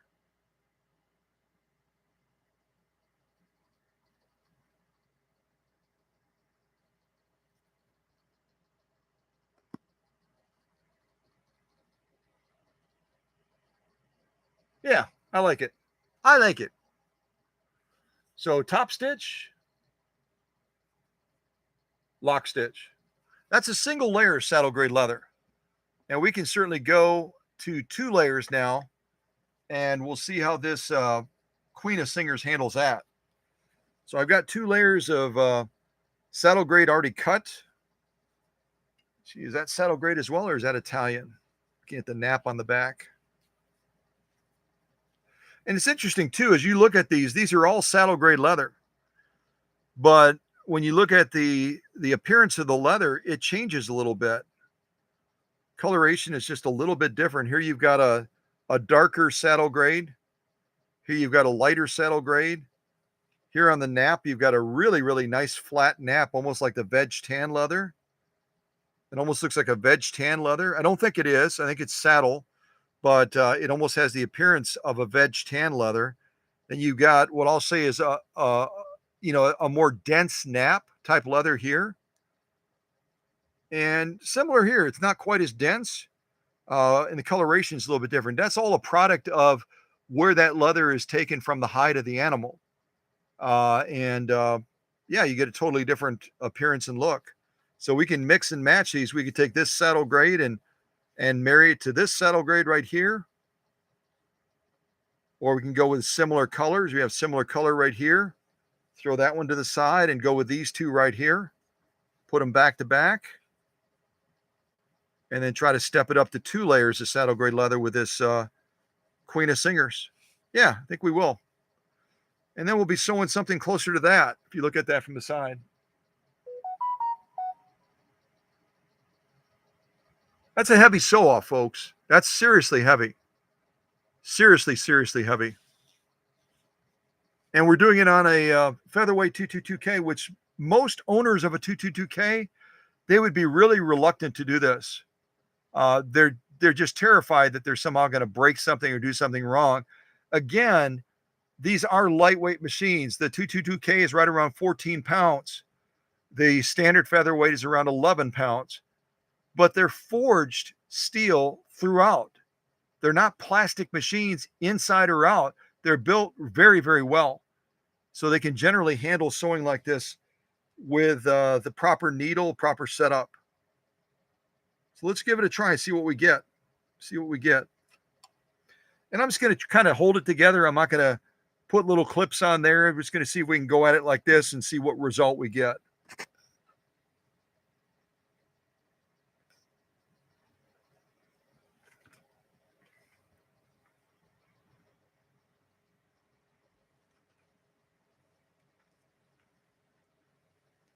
All right. Take-up arm needs to go off. See, my take-up arm, I was getting ready to launch. My take-up arm is down. Going to bring it all the way up.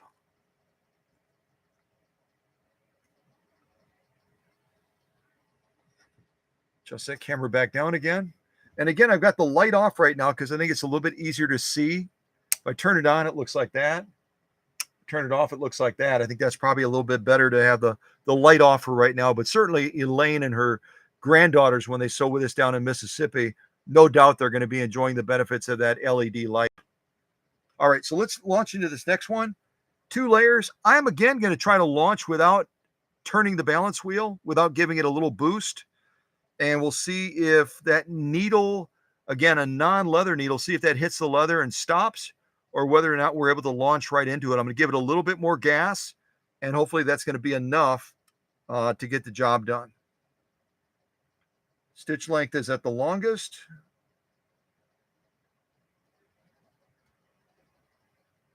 All right, let's give this a go. I'm going to hold the thread, and hopefully we can get through this without giving it a boost by turning the balance wheel. I don't know. I didn't try this off camera, so I have no idea what we're going to get. We'll see. All right, here we go. So there we just hit the leather, universal, and it could not pierce that, at least the way I hit the gas on the foot controller. Maybe I didn't give it quite enough. So what I'm going to do is I'm going to give it just a little bit of a boost. See if you can see that in the shot. Yep, give it a little bit of a boost. Well, I'll hold that thread and I'll turn the balance wheel as I engage the foot controller. Sometimes you need to do that, especially if you're working with this much leather and you don't have the benefit of the leather needle. All right, so let's give it a try again. Here we go.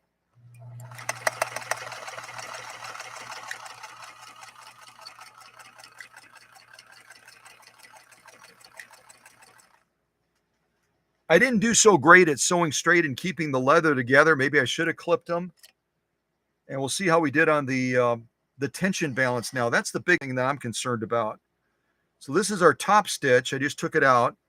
And this is our lock stitch. We have a very good balance between the two. And again, if we were to add a walking foot or a roller foot to this, and maybe even bump up our presser foot pressure even higher than it is now, we've got more than enough room to still do that, to go up higher than we are. Then we would get even a longer stitch than we do right now, but we got a very good looking stitch.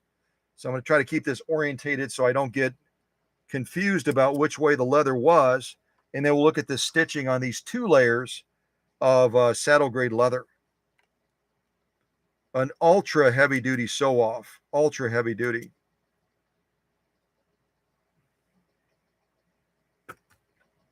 All right, let's check this out.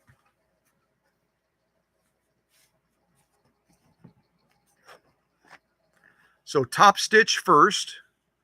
And again, take into account we're going through a lot of leather using a non-leather needle. And so the stitch definition could be better improved if we went to a leather needle. Again, if we also incorporated maybe a walking foot or a roller foot on this 222K.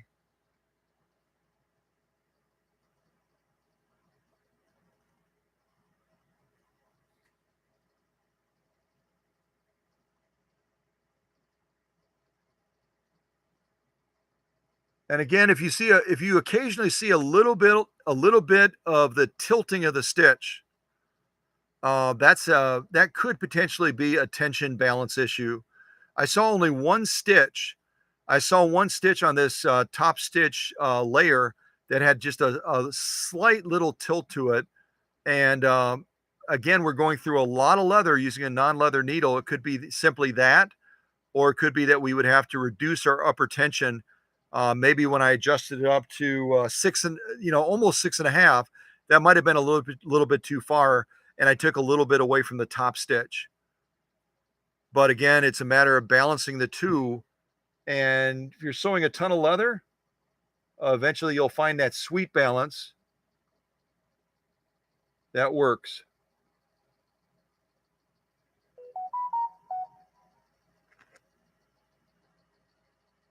But that's some very good looking top stitching. And again, we can always make it better, but I'm really pleased with it. Again, we did it on a featherweight. The Queen of Singers, but we did it on a featherweight nonetheless. And some real pretty stitching. Really, really pretty. And again, if you look at it from the side, we went through a lot of leather. So I'm going to turn that around now. We'll look at the lock stitch. Again, the thickness is crazy.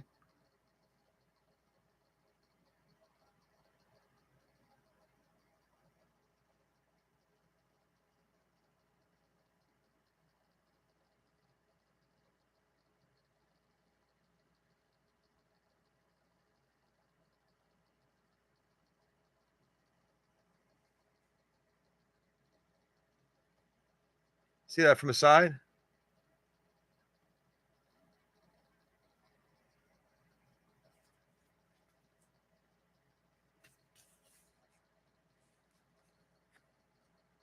So can you sew leather with a featherweight, whether it's a 221, 221-1, 222K? Absolutely. Just keep that machine lubricated, and the worm gears top and bottom on the machine, keep those greased properly, and your machine can sew like this all day long, all day long.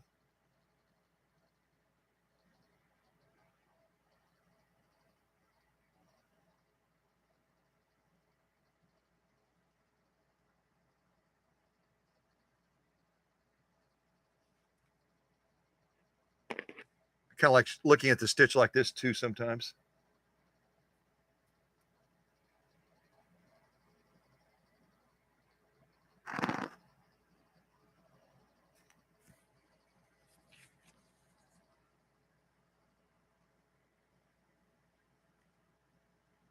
So I'm impressed.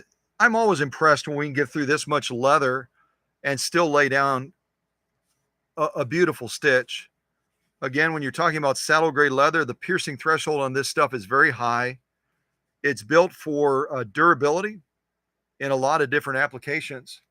And the only change I would do is like I said, I would switch to a leather needle, add a walking foot or roller foot, and then, yeah, have fun. Have fun. Create something amazing. Create something amazing. Yeah. Very cool. Very cool. That's fun, isn't it? It's always fun. So let's see if there's any input on the next sew off. Again, if I kind of point over that direction, we've got velvet, super light side. We got bubblegum material. We got a variety of different pieces of protected full grain leather. I'll kind of move that over by itself. So protected full grain leather. We've got canvas. Canvas is kind of an unknown. We didn't try any of that yet. This is going to be my final sew off where I kind of go around and around and around and around. So I'm going to kind of hang on to that one for now. We've already done saddle grade leather to the max. So what do y'all think? We could try a little bit of canvas, protected full grain leather, velvet, bubblegum material. I cut a lot of saddle grade leather. So I don't know that we need to sew more of that, but we've got it if we need it. So yeah, let me see what y'all are saying. And Susie's saying, what about bubblegum? Bubblegum, bubblegum, bubblegum. Let's do some bubblegum.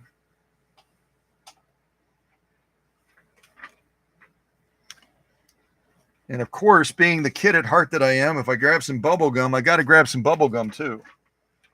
Got to grab some bubble gum. And if anyone ever comes to the workshop, I did this with a couple of customers that brought kids into the workshop. I always have to grab my little container, and I don't let the kids reach in, but I kind of just have them hold their hands out, kind of like this, and pour a couple of the bubble gums into their hands. So, the bubble gum is one of those things. I just don't think you tire of it. I don't tire of it, not at all. Okay. Before I go any further with the bubble gum,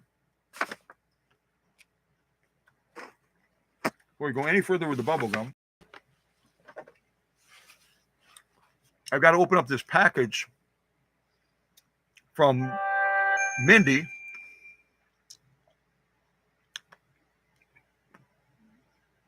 Susie just sent me a reminder about the package, and I'm already opening it, dear. I got it right here. I got the scissors right here.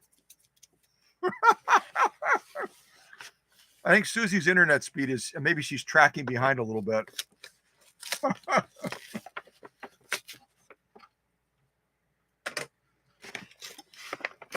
I don't even need scissors. I can just pull it open. That's kind of cool. Maybe I do need scissors. I don't know.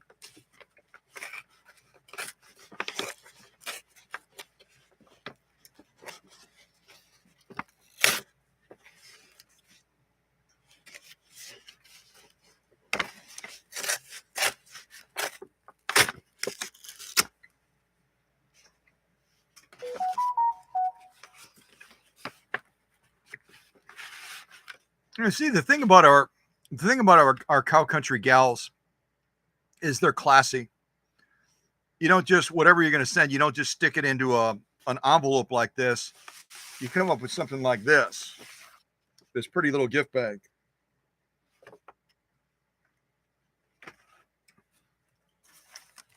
And then let's see, inside of the gift bag,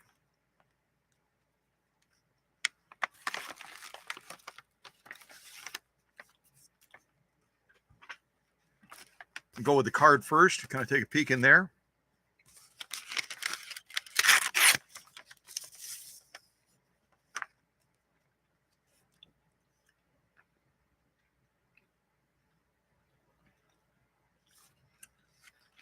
So I talked at the beginning of this live stream about the weather. You know, we're already going into August. August is generally going to be the hottest month in this area, like in a lot of areas. But soon we're going to be heading into fall as we get into September and certainly October. So this beautiful card that Mindy sent says, "Let it snow, let it snow." And we all know that song, "Let it snow, let it snow, let it snow." But this has that fun little glitter stuff on it as well, which before I go back to this featherweight, I'm going to clean my hands off just so that I don't get any of that glitter stuff on here, because that stuff is really abrasive and that could scratch the machine. So I'm going to protect against that. But isn't that a beautiful image of a cabin out in the woods somewhere? Yeah, beautiful cabin. And then inside, oh, I didn't realize that. This is a snow globe, right? That's a snow globe. And then on the inside of the card, it explains down here. It says, since they were invented in the 19th century, Austria, snow globes have featured delightful winter scenes. So this is a depiction of an Austria type snow globe. Has anyone ever been to Austria before? I can raise my hand. I was there. If you've never been to Austria, it's a beautiful little country.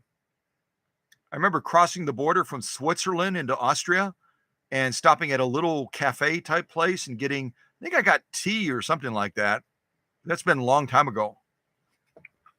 But Austria is definitely a place for your bucket list to consider. And then inside of here, it says, hi, Scott. Wishing you every wonder of the holiday season. Oh, I shouldn't read this until I show you. Let me not read that until I show you what's in here.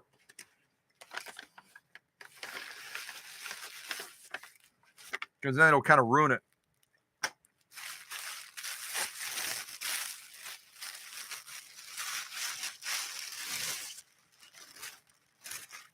Look at those.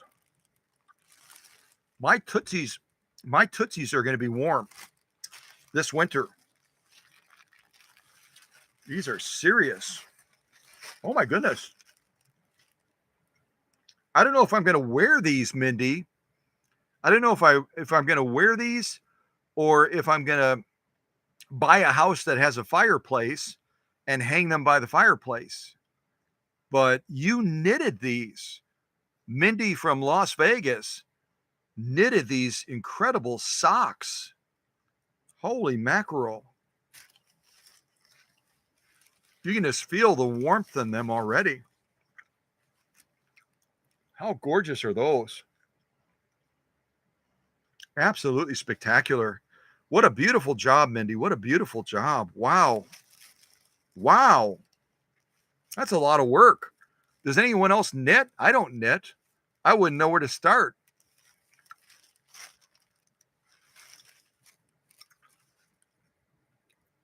Absolutely gorgeous. Thank you again, Mindy. Now I can read what Mindy wrote because I noticed when I started to read it that it was talking about these, and I didn't want you to see these before I read that, if that makes any sense. All right. So where's that card with the Austrian type snow globe? So Mindy writes, I tried to knit a pair of socks each month so I won't forget how to make them. Lots of laughs. Then I gift them as Christmas presents to family members and close friends. This year, you get to celebrate Christmas in July. Hope the socks fit. Susie said you were a size 12. How did Susie know that? She's right. Sometimes I even wear a size 13 in certain shoes, depending on the footwear. But Susie's absolutely right. I am a size 12, almost a size 13. And it says, take care. And then Mindy originally, when she was on this YouTube channel, she had the screen name of Super Bee, or Super something. And I started referring to her as Super Bee every time she popped into a live stream. And instead of writing Mindy at the bottom, she wrote Super Bee. So that's kind of cool, isn't it? See, I say it all the time. Our cow country family, they're just in a different class. They're in a different class totally.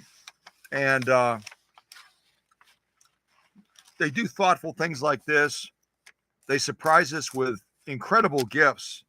You imagine, I mean, this would take me years. This would take me years to make something like this. And it probably took Mindy hours nonetheless, hours and hours and hours to make something cool like this. And yeah, I'm not going to try them on during the live stream. I'm so tempted, but I'm not going to try them on during the live stream. But I can look at them and pretty much see, yep, they're going to do the job perfectly. So thank you again, Mindy. Thank you, thank you, thank you. Incredibly thoughtful gift. Yeah.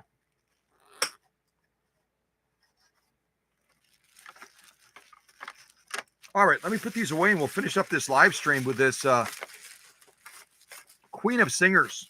It's 222K. All right. And again, this is going to be heading back to Elaine. And if anyone for extra credit for fun, want to look up the city that Elaine lives in with her grandkids, you can Google Louisville, Mississippi. You almost expected me to say Louisville, Kentucky, didn't you? But it's Louisville, Mississippi. I didn't know there was a Louisville, Mississippi until I met Elaine. Louisville, Mississippi. And it's spelled, it's spelled like Louisville. Louis and then Ville, Ville.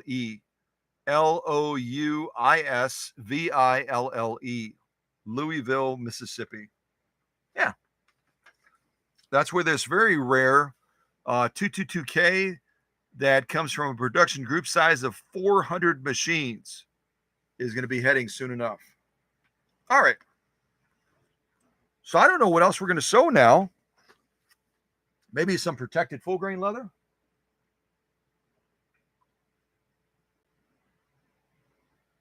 Yeah, Super Bee. Mindy does. Rose is right. Mindy has talent. And some of you know that Mindy and her hubby, Mindy and her husband, just recently took a trip to Indiana, and they visited a variety of different places down there, including, unless I'm mistaken, they also visited this place as well, the History Museum in South Bend, Indiana. Yeah. And then Mindy also sent me a picture of a real fancy mansion type place where she and her hubby had a meal there, had a nice meal. It's kind of like a big mansion down there that they converted now into a fancy restaurant. And I don't know what Mindy ate. Y'all can ask Mindy what she ate. What did she and her husband eat there at that fancy place? She sent me a picture of that fancy place. Let me see if I can find it real quick. Because I don't think I showed these pictures of Mindy's. Maybe I did. Hold on a second.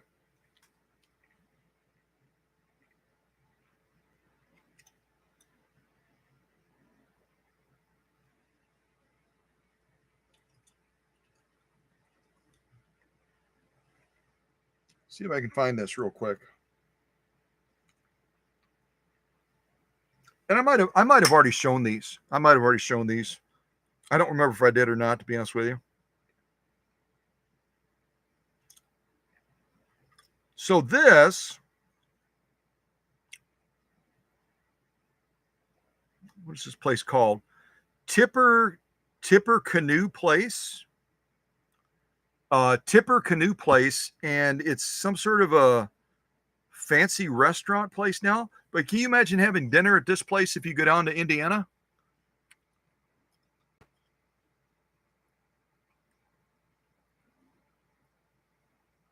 Tipper Canoe, some sort of I think she says some sort of a fancy restaurant. Used to be a mansion, and now they made it into an eating place. But you can only imagine any food that you eat in a place like this is going to automatically taste better because it's such a beautiful place. Isn't that amazing? I think that's actually, here's what I think. I think Mindy was spinning a tale, and I think that this is actually her summer home. This is Mindy's summer home. She lives out in Las Vegas, Nevada, but then when she wants to get away, she goes to this place. And runs it with her husband, and they serve people meat, kind of like a bed and breakfast almost. There it is. So I didn't see the name right there.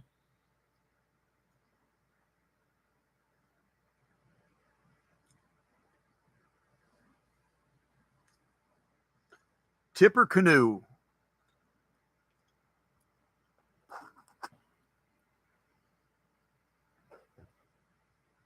That's a fancy place. And there's a picture of Mindy standing by the place, I believe. Let me see what this is. Yeah, this is called Tipper Canoe Place. If y'all wonder what Mindy looks like, this is Mindy. This is Super Bee. The one that made those beautiful, beautiful socks for me.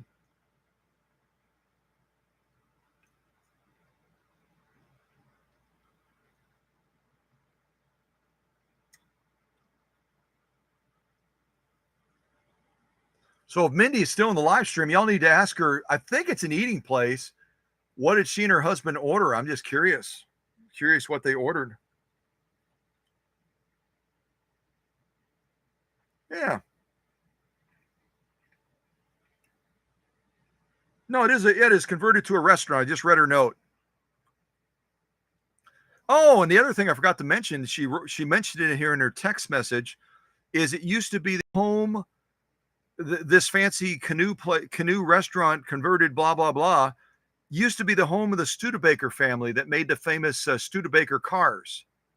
So apparently there's money to be made in making cars. Who knew that? Because they lived in a pretty fancy place. This Studebaker family, this was their home. That's where they lived, right there. And when I went down there for the fundraiser that we did to help out the History Museum, I shared with y'all video clips of the Studebaker Museum down there, where they have just a wide variety of different vehicles, military, 1800 vehicles, 1900, blah, blah, all kinds of stuff. And that's where the Studebaker family called home for, I don't know how long, but yeah, I could make that a summer home. I could pull that off. Maybe. Yeah. Definitely pull that off.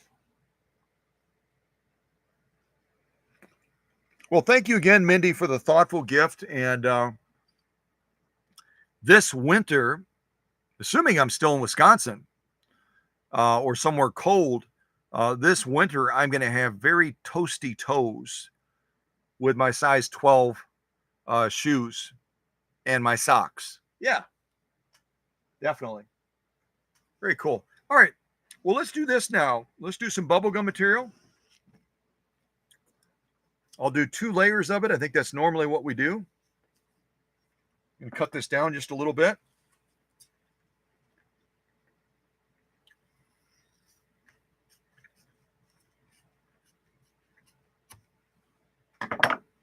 We'll do 2 layers of bubblegum material.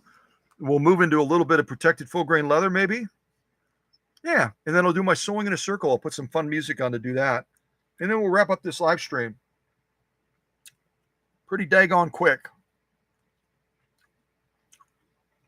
All right, so let's do bubblegum material. I'll do a longer straight stitch on this, and then we'll move into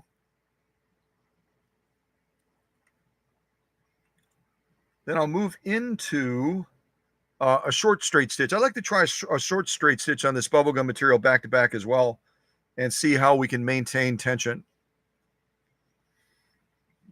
Okay, what do I have here? All right, let's give this a go. Take up arm all the way up. There we go.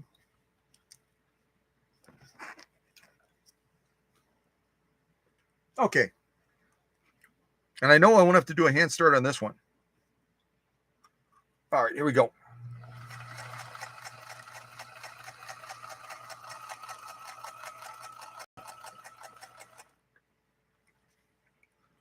And I talk about it all the time when you're talking about vinyl-based type materials. Look at what this stuff did when I just sewed it. See that?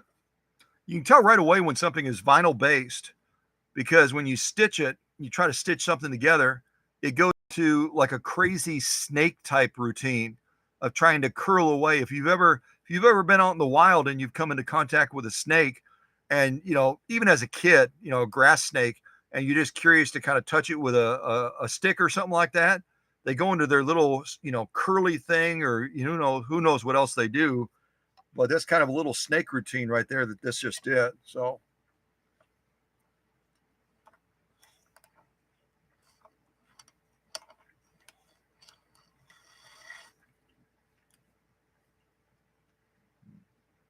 all right, let me keep it orientated right. Stitch on one more time.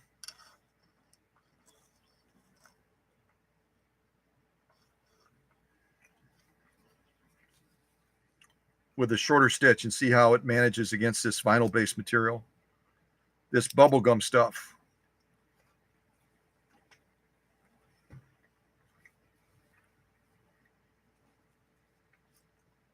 See that? That almost looks like that could be a canoe. They should sell these at that fancy restaurant that Mindy and her husband went to. Sell it as like some sort of, make little canoes out of this bubblegum material. I think they could pull that off.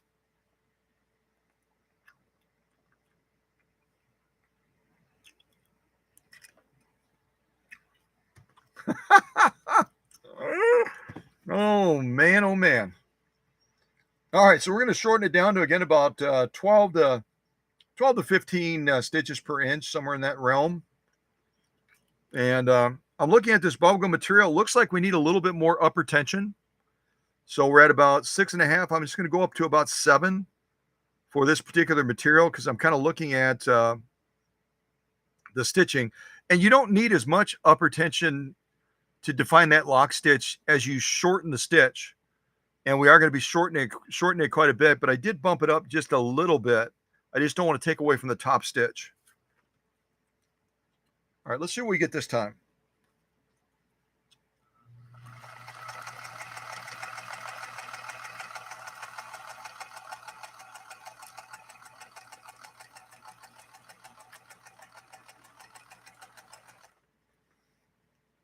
You can see again, it's going curly, curly, curly, curly, curly.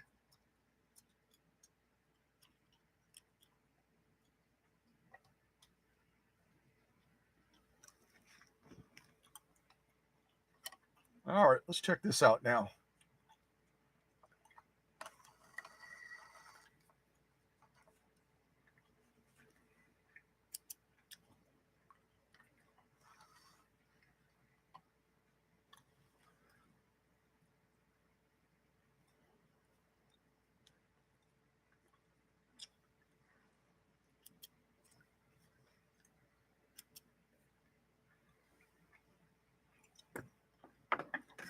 Clip off these ends real quick.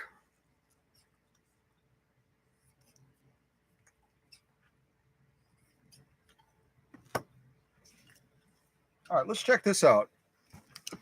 So again, it's bubblegum material, high in vinyl concentration. We'll look at the top stitching, and then we'll look at the lock stitching.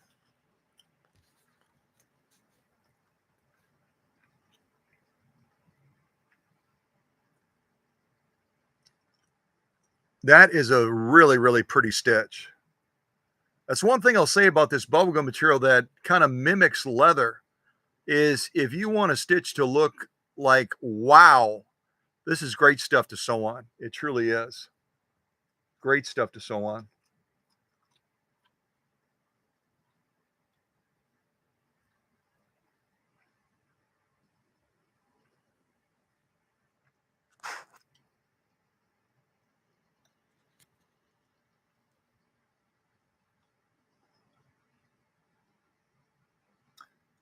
And that short stitch we did of about 15 stitches per inch, that's look at how beautifully designed and defined that is. And that's again, we're dealing with a 90-14 needle. We're not dealing with an embroidery style needle.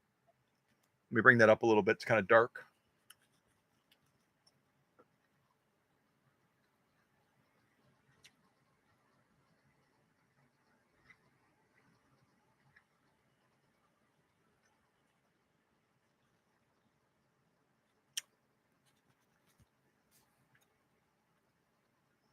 Even holding that stuff is kind of tricky. If you let go of it, it tries to curl right away.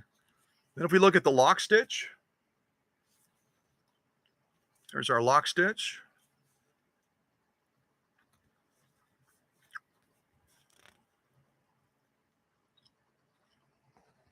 The lighting's really goofy in the workshop today.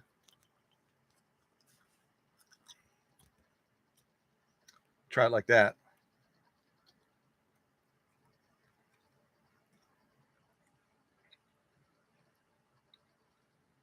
Beautiful lock stitching as well. Very, very nice. Might even be a little bit overly poppy. Our upper tension might be a little bit too high right now as we went onto that shorter stitch.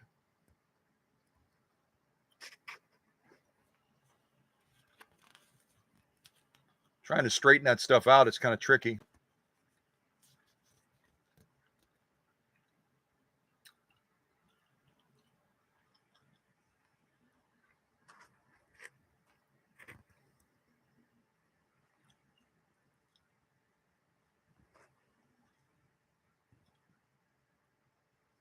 I'm still chewing that gum. I think I'm gonna have to spit it out. It's kind of losing its flavor now.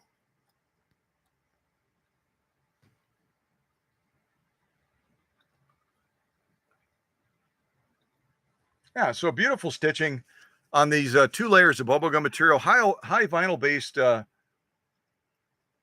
stitching, as you can see, based on the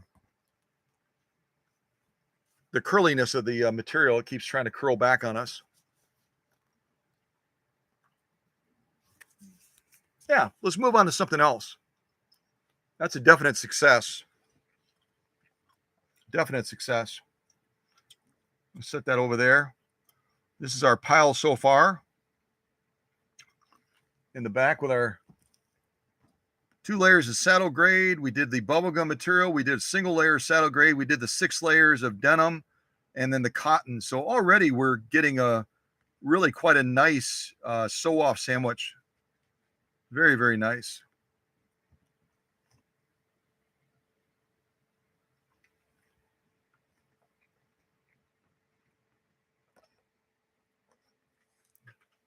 Yep.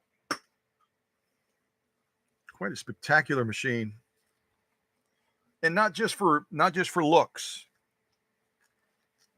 Also just a beautiful machine to sew on. I'll show it to you that way.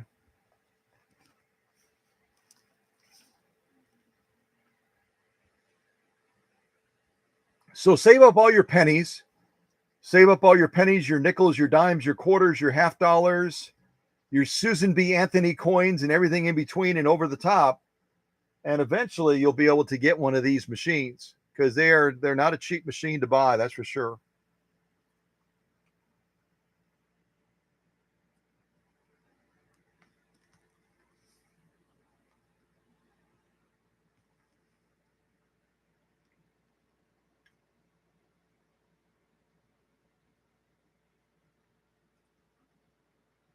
Yeah, very, very nice. And again, a combination of workshop magic and paint shop magic. Well, I think I'll spit my gum out first of all, and I think I'll move into a little bit of protected full grain leather. We'll do a single layer to start, and then maybe I'll double this up as well. So protected full grain leather. Protected full grain leather, as its name would imply, protected full grain leather, when they process this leather, they put a coating on it.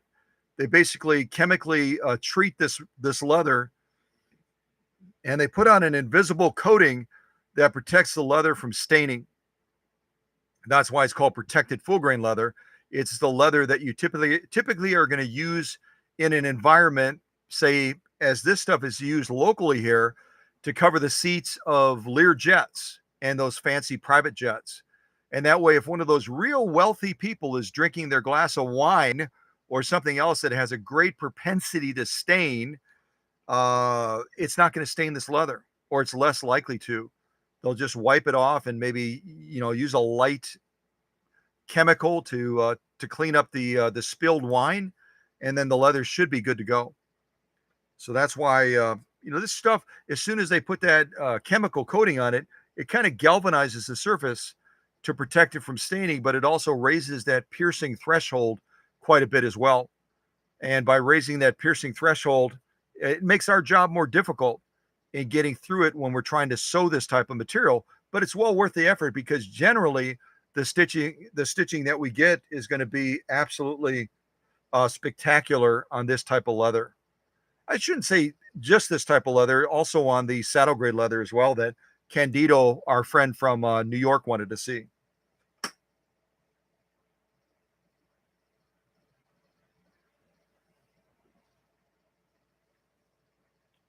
All right, so let's try some of this protected full grain leather. We'll go through a single layer, and then we'll jump into something possibly a little bit heavier. All right, I'm gonna lengthen my stitch, and here we go.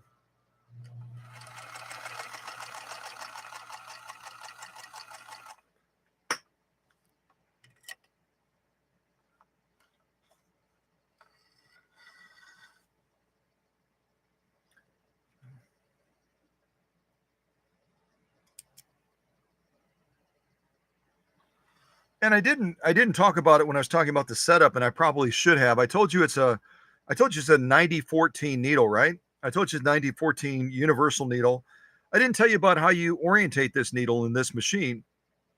On a featherweight, you're going to put the flat side of the needle to the left.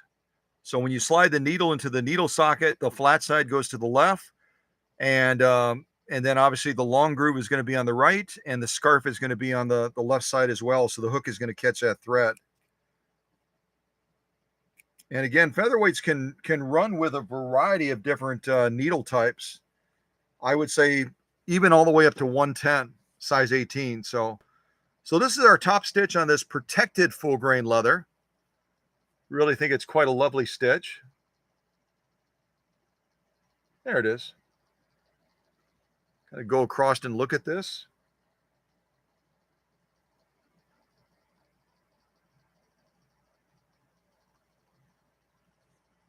You see the side?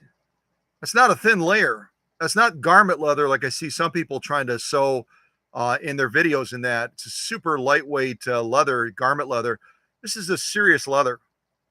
Again, probably about 3 to 4 ounces of leather. And this featherweight 222K went through it without a hand start. No problem at all. Just got the job done very, very nicely. And it laid down what I think is really quite a lovely stitch. I would give it a page 34 rating.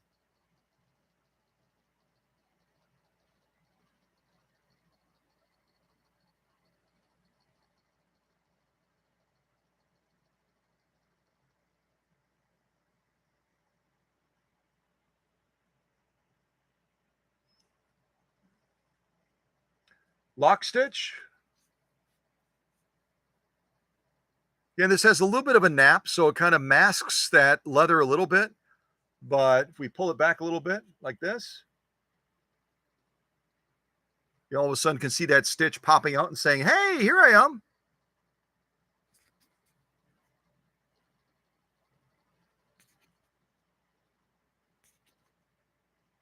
Beautiful stitching, beautiful stitching. And again, protected full grain leather, because of the chemical process, already is tougher to get through. And then this piece that happened to come from that particular area of the hide, wherever it did, it's a thick leather. It's a thick leather. And some beautiful stitching as well. Beautiful stitching. Oops. There it is. Beautiful, beautiful stitching. All right, let me throw that to the back. I'll throw it on top of our bubblegum material to try to weight that down a little bit. So far on this live stream, we've done all this. We just did the protected full grain leather, got a beautiful result. Did the bubblegum material, single layer saddle grade leather, beautiful result. 6 layers of denim with a little bit of spandex, no problem for this featherweight 222K. We did these 2 layers of saddle grade leather, which is kind of insane. And we got a beautiful stitch out of that as well. Again, through a thickness of leather that's kind of insane. You look at it from the side. So again, yes, featherweights can sew leather. Just maintain your machine properly. And then we did this cotton as well, 100% cotton. And laid down some beautiful stitching on the cotton material as well, the top stitch. And also the lock stitch as well.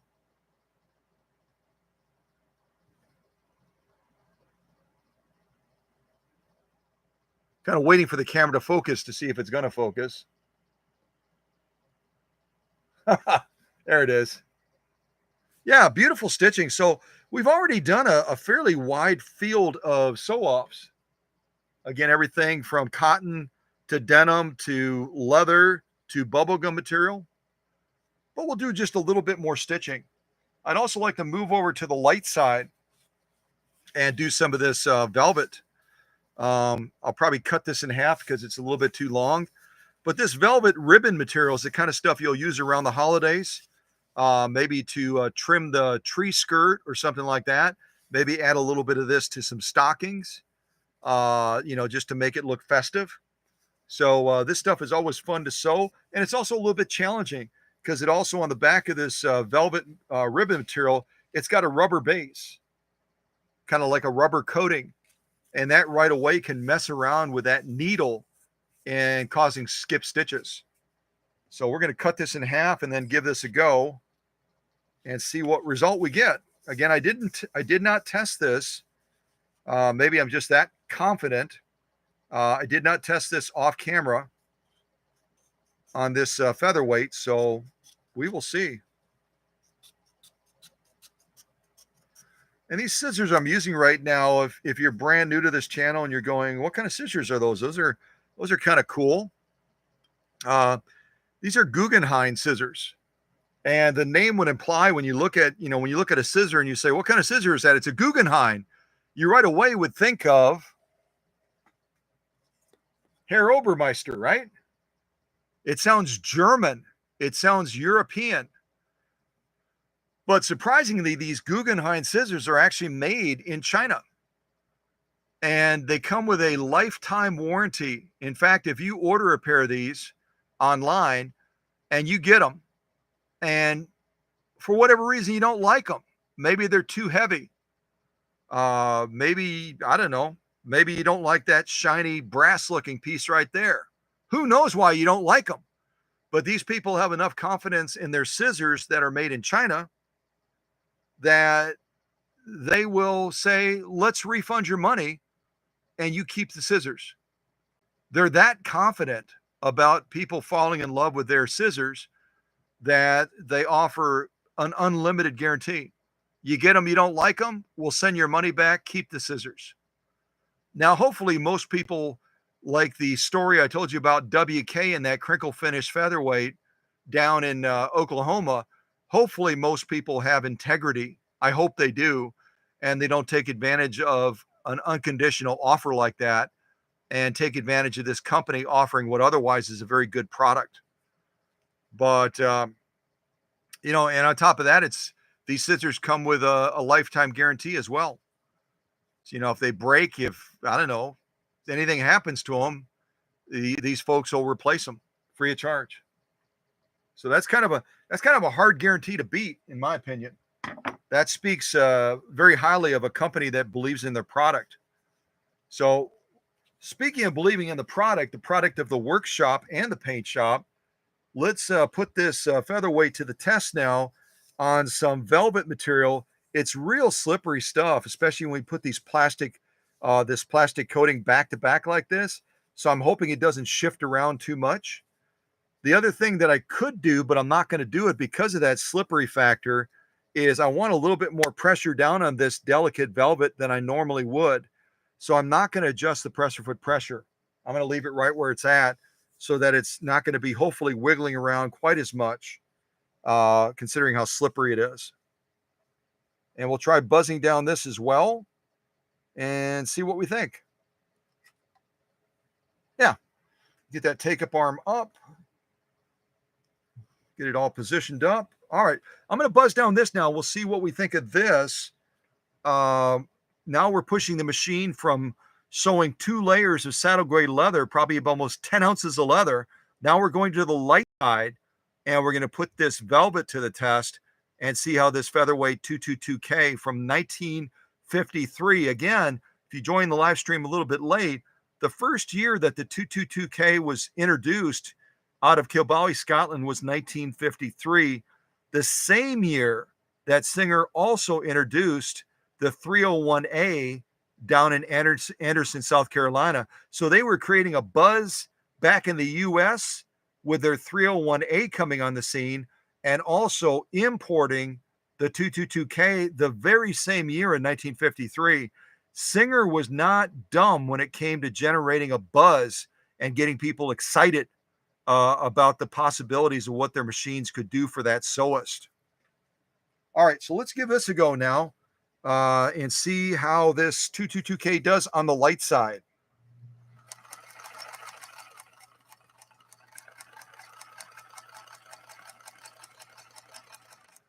So ridiculously quiet and silky smooth is how this featherweight sews.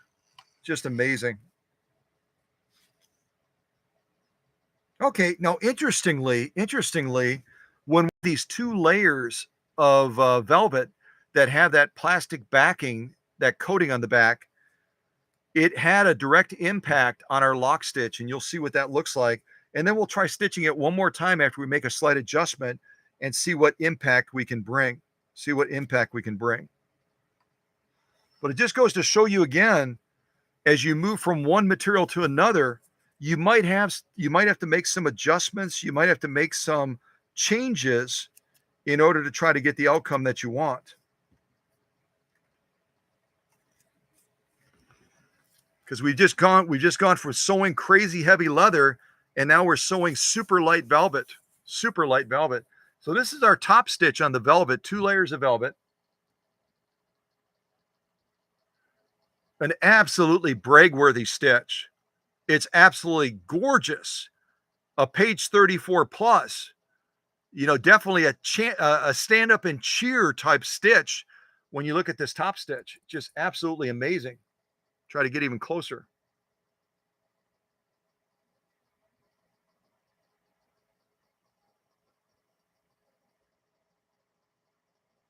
Camera's saying, I don't want to focus that way. Turn me the other way. Okay, let's turn you this way. And then you can show the stitch that way. That's fine.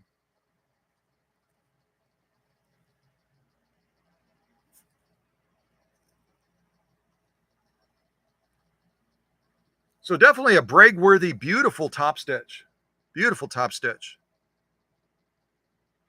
Now here's where the horror story starts. This is where Steven Spielberg walks in and he goes, okay, we've got them relaxed. We've got them chilled. Now we're going to freak them out. Now we're going to freak them out. Because all of a sudden you go from this. Come on, camera. You go from this to this.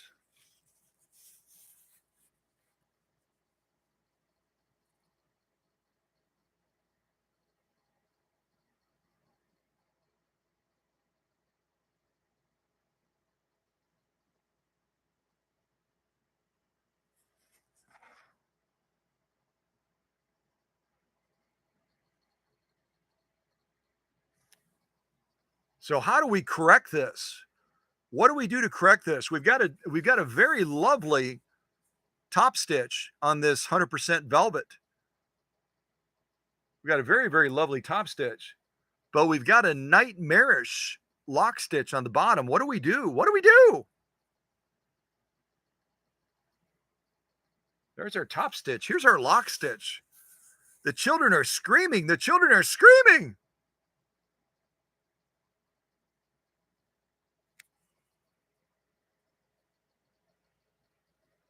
I don't see any comments yet. I think I'm running too long with this and you guys are getting tired.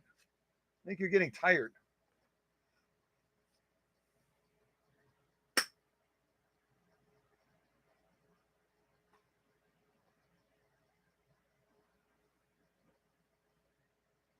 Okay, Susie is the only one that's still awake. Susie's the only one that's still awake, and she said, turn up the upper tension. Kind of like, turn up the heat, honey. So she's right. For this particular sew-off, sewing this velvet material with the plastic backing, 2 layers of it, and we're going through this slippery velvet, we've got to bump up our upper tension. Or the alternative, which is a little bit more difficult, we'd have to remove the bobbin case and we would have to turn that bobbin case back, reduce the pull so that it would automatically increase the pull here. I've said it before in other live streams. It's like a tug of war going back and forth. You think of a tug of war using these clippers. The bobbin case is pulling down. The upper tension is pulling up. And they're constantly going back and forth like this. So right now we've got an issue with the upper tension not pulling hard enough up to define that lock stitch. So I'm going to make an adjustment and see whether or not we can impact it from looking like this, which is really, really undefined, to looking more like this. But we can't go too far because then we're going to steal our definition on top. So it's a fine tuning process, isn't it? I'm going to get this back into position. And then we're going to make a temporary adjustment for this 100% velvet material of the upper tension to see if we can overcome the obstacle of that lock stitch not being as defined as it should be.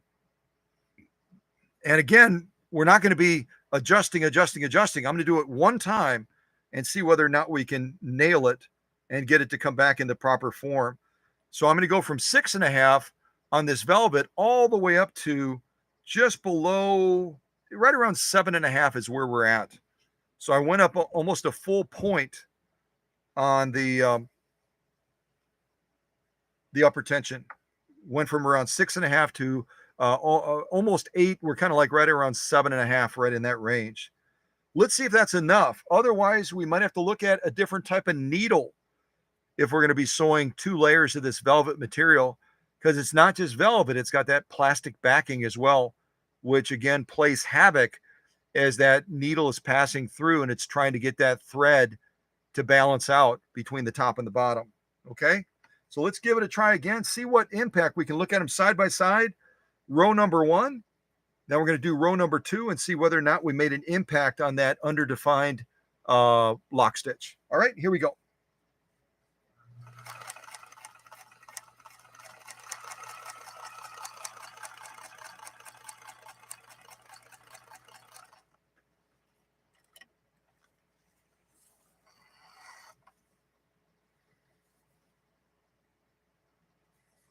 Yeah, my needle might be getting a little bit wonky.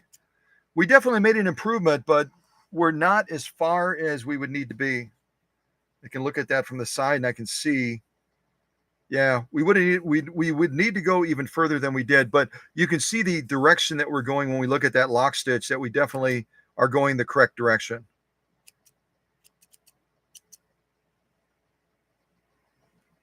Definitely went the correct direction. The only thing we have to be careful about is we may have to ultimately make, if we were going to sew a lot of this velvet, we may have to make that adjustment down below as well, so that we don't end up stealing too much away from this top stitch, because that's the big risk, isn't it? So let me see, do these in correct order. Yeah, the top row, I'm looking at the back of the material. The top row is our first sew off. The bottom row is our second. So let's look at those top stitches and see if on the bottom row we took away too much of the definition of that, because that's always the risk.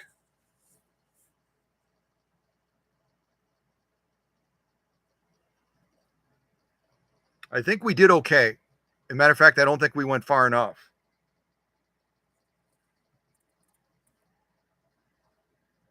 So we have 2 good rows of top stitching. I think we did a really good job of maintaining our top stitch while giving some of that back to the bottom.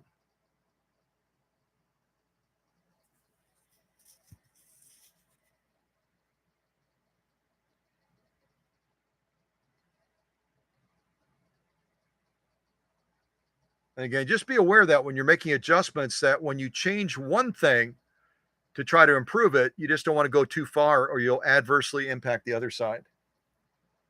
So we did a good job. Now, when I turn this around, this again is our top stitching. And we did a good job of, I think, maintaining some good looking stitching top and bottom of these rows on the front. When I turn it around, on the top row is going to be our first sew off with that lock stitch that was ridiculously underdefined. The row just below it on the bottom is going to be the second stitch off we did after I adjusted the upper tension. And I think you'll be able to see the difference straight away. So I'm going to turn this around. What do you think? What do you think? Did we impact it in a positive way to try to get the stitch balance even between the top and the bottom? We absolutely did. And as long as you understand the way tension works, with the upper tension pulling up, the bobbin case pulling down, then it only took me one adjustment. I was able to maintain a good solid top stitch and also impact dramatically the caliber of that lock stitch that's starting to come into form now. We're still not all the way there yet, but we're getting really, really close if you look at the two comparatively.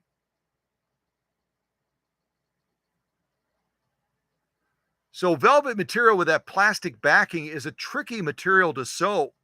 Anyone that does a lot of ornamental things at around the holidays at Christmas time, and they sew a lot of this stuff, they become very adept at making adjustments on their machines, no doubt, so that they get more of a stitch like this on the bottom, not like that top row, which is pretty terrifying from a lock stitch standpoint.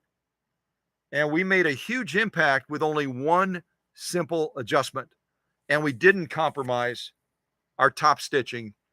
That's experience, and maybe a little bit of Irish luck, although I don't believe in luck. So I'm going to get nasty notes from the people in Ireland now. What do you mean you don't believe in luck?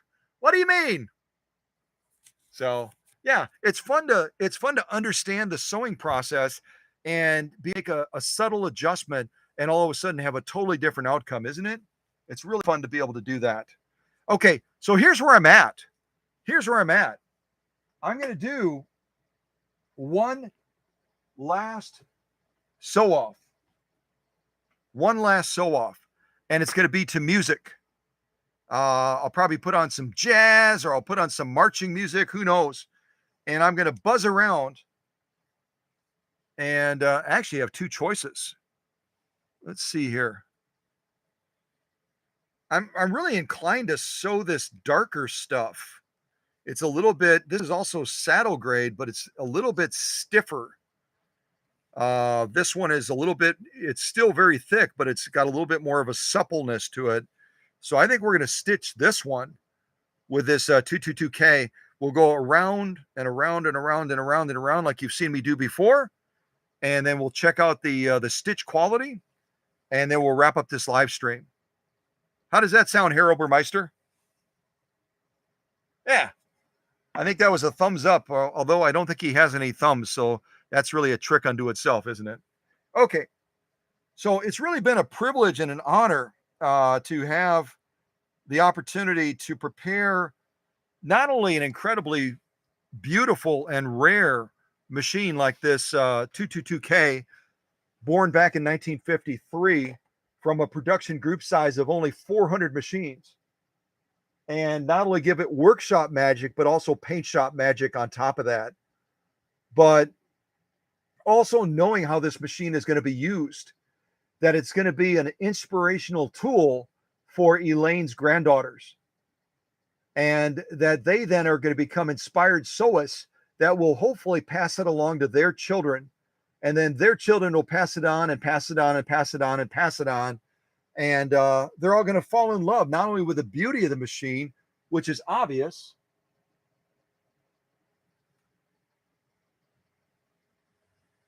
but also its spectacular ability to stitch page 34 stitches. And I've got to give Elaine a call so she puts me on speakerphone so I can talk to her granddaughters. I don't know how little they are. I think they're pretty little, and teach them how to say page 34.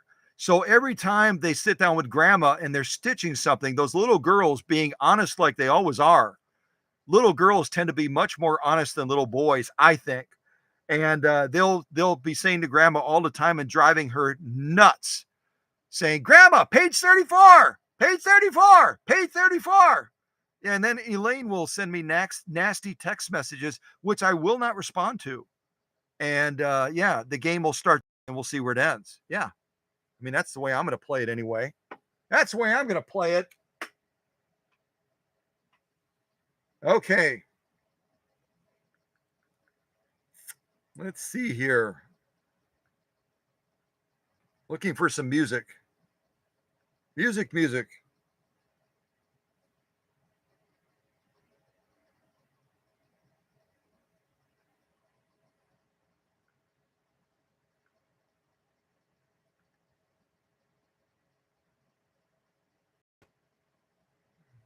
Come on. No, I don't want to do the same song. Give me a different song. Come on.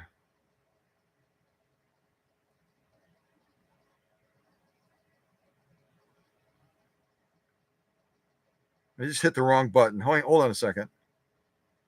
I was almost there and I hit the wrong. Do you guys ever do that where you're trying to do something and you'll get like this close and you'll hit the wrong button or you hit it the wrong way, and then you're like, oh, jeez. Jiminy Crickets, what do I do now? All right, let's put on some marching music. I don't immediately think, well, you know what? I should, though, because when I was down in South Bend, Indiana, at the History Museum for that fundraiser we did for them, I talked about Scottish people and I talked about their bravery. Remember, I talked about that in that live stream when I was down there, and even the people at the History Museum didn't know all of the history that I share with them. It's kind of fun to, be the student and then all of a sudden you're the teacher. But it's like I say all the time, sometimes the teacher, always a student. But in that instance, I was able to inspire them down at the History Museum and let them know a little bit more about that great battle that was done in Scotland and how they stood their ground. Remember me talking about that? They stood their ground. And so, in that spirit, with the Scottish people being incredibly brave historically, in standing their ground and protecting their country against invaders, I'm going to put on marching music. That seems appropriate somehow. So a little bit of marching music, and then we'll wrap up this live stream.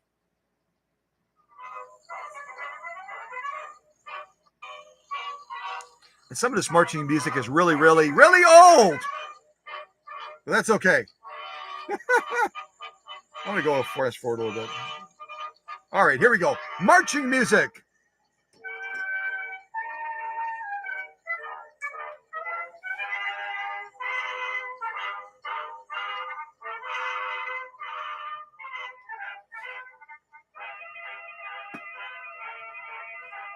Here we go.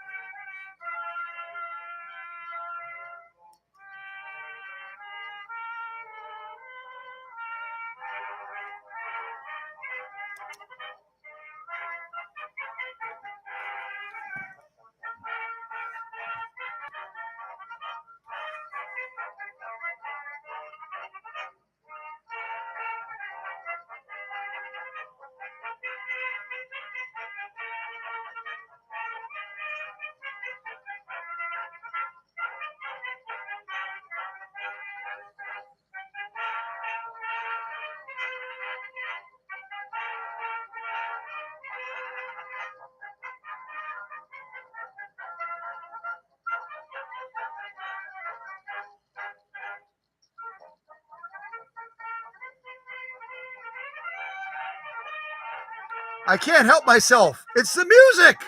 Ha-ha!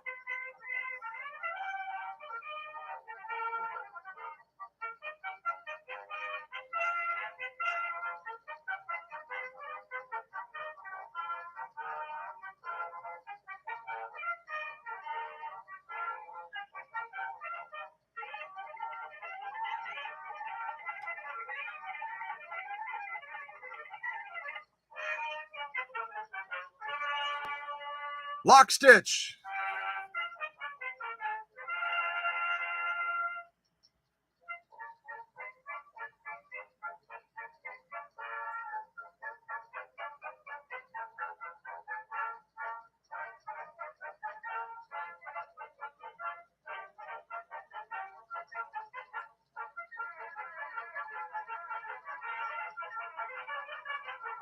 Absolutely gorgeous. Wow.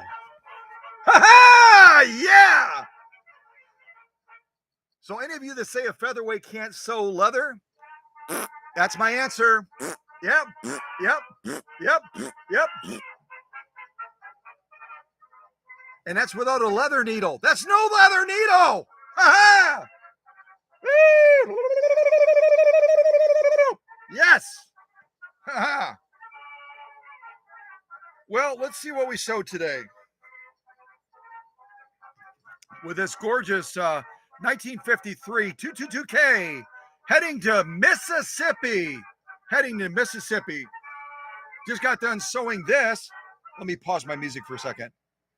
Just got done sewing this. A very dense, this stuff is really rigid, really rigid stuff. Feels almost like elk hide. And we went through this just like a hiccup. And again, the featherweight 222K, like its little counterpart, the 221, only has a 0.4 amp motor. That's all you need when that motor has gone through workshop magic. And you can sew saddle grade leather like this that is just crazy dense leather and lay down absolutely gorgeous stitching like that. Absolutely unbelievable. And then from there, we also sewed this bubblegum material, which is kind of terrifying to, yeah, terrifying stuff, but lay down beautiful stitching there as well with this bubblegum material.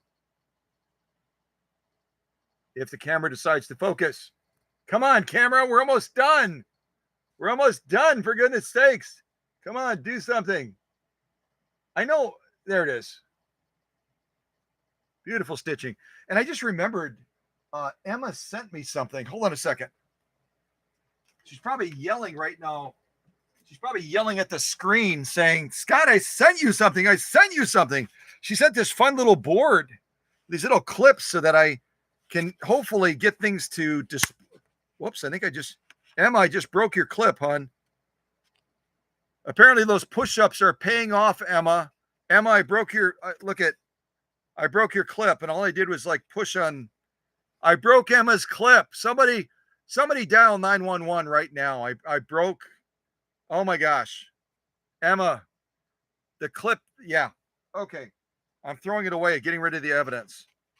And now it's holding the bubble gum. Okay. Hopefully I don't break this.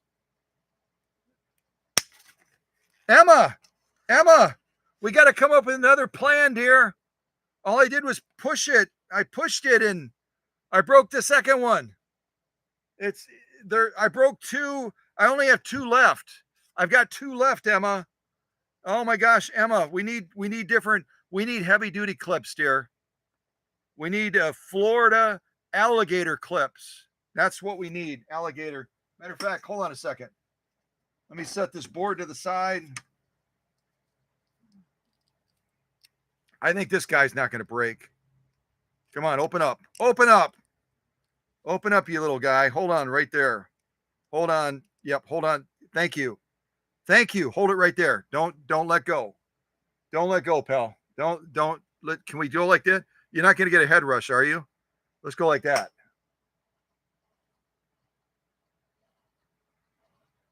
Yes. Victory with the alligator. Ha ha. Yeah, baby. Yeah, there it is.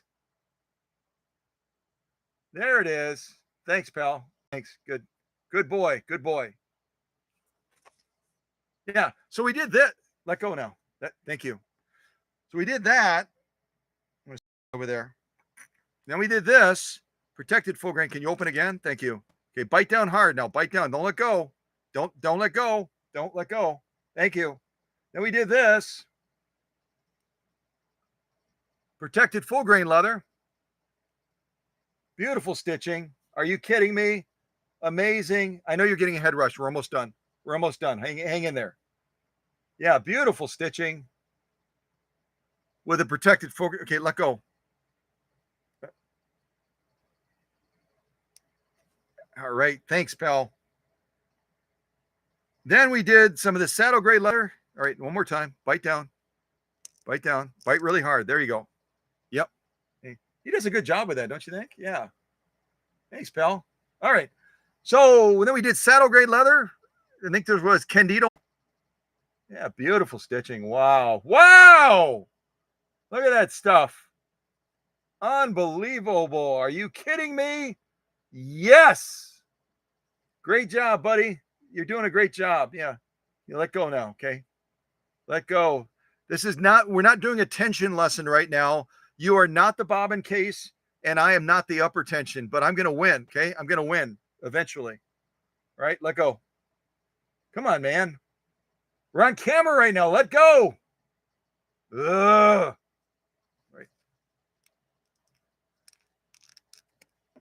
Right. See? Yeah, yeah, yeah. Don't bite me. Don't bite me. Don't do it. We're on camera. So then we did that. I'm going to move that right over to there. And then we did 6 layers. Could you bite down again, please? Bite down again. Yep, there you go. We did 6 layers of heavy grade denim with spandex. Kind of hard to see the stitch. Just turn your head a little bit that way. Maybe like that. There we go. Yes, there we got it. All right, don't move. Don't move. Yes.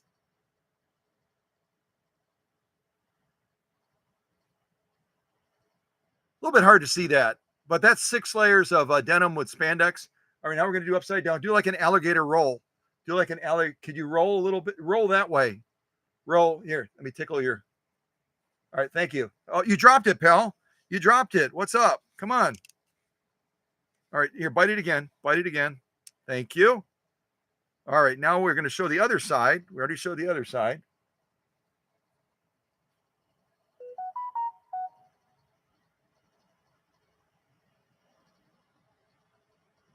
Come on, zero in, zero in.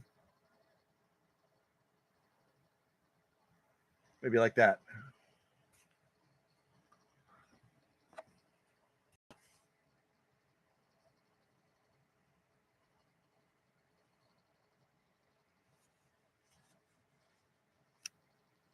All right, you get the idea. 6 layers, and you saw it during the live stream. You can rewind.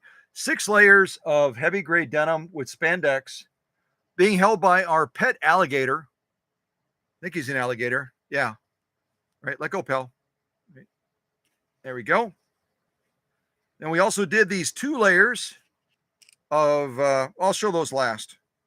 Then we did this 100% cotton near the very beginning. Bite down. Thank you. Did this 100% cotton near the very beginning. Like that. Do it like that, buddy. Yeah, there you go. Brilliant. Yes. There they are. There they are. Good job, buddy. Good job. All right, do your alligator roll. Do your alligator roll. There we go. Yes. Nope, you're facing the wrong way. Do another roll. There, do like a flip thing there. Yes, there you go, buddy. Yes. Yeah, so this 222K, anything that she sewed today was just absolutely top shelf. Absolutely top shelf. All right, let go. Let go. Thank you. All right. And then we also did, I was getting ready to show this. This is the 2 layers of saddle grade leather. All right, bite down. Good job. 2 layers of saddle grade leather. Here, let's try it like that. Maybe the camera wants to go that way.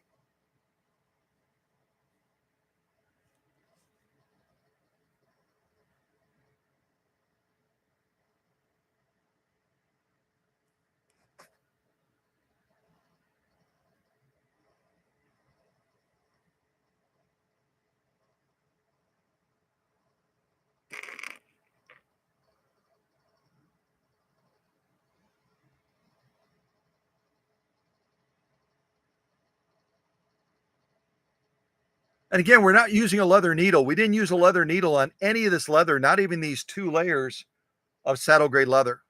Okay, do your little roll, do your little alligator roll thing. Here, let me let go of it for a second. I'll just hold it for you.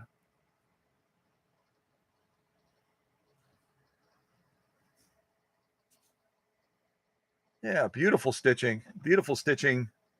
So I knocked the camera over.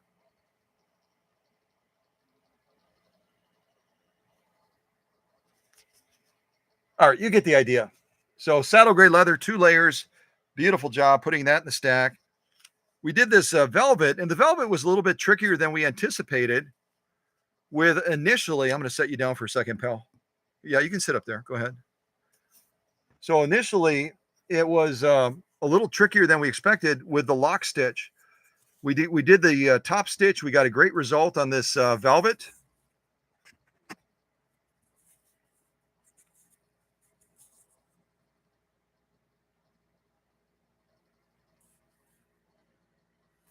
Let's try it like that.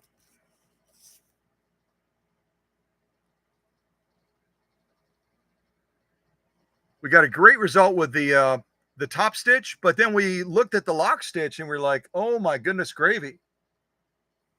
The lock stitch initially, the sew off was that top row, and it was just really, really wonky, really, really underdefined.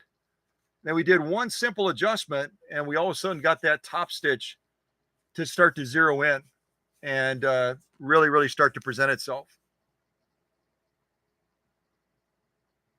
So the top row was our first attempt. The bottom row was our second attempt after doing an adjustment. So we conquered the tension factor on this slippery, tricky, lightweight velvet material.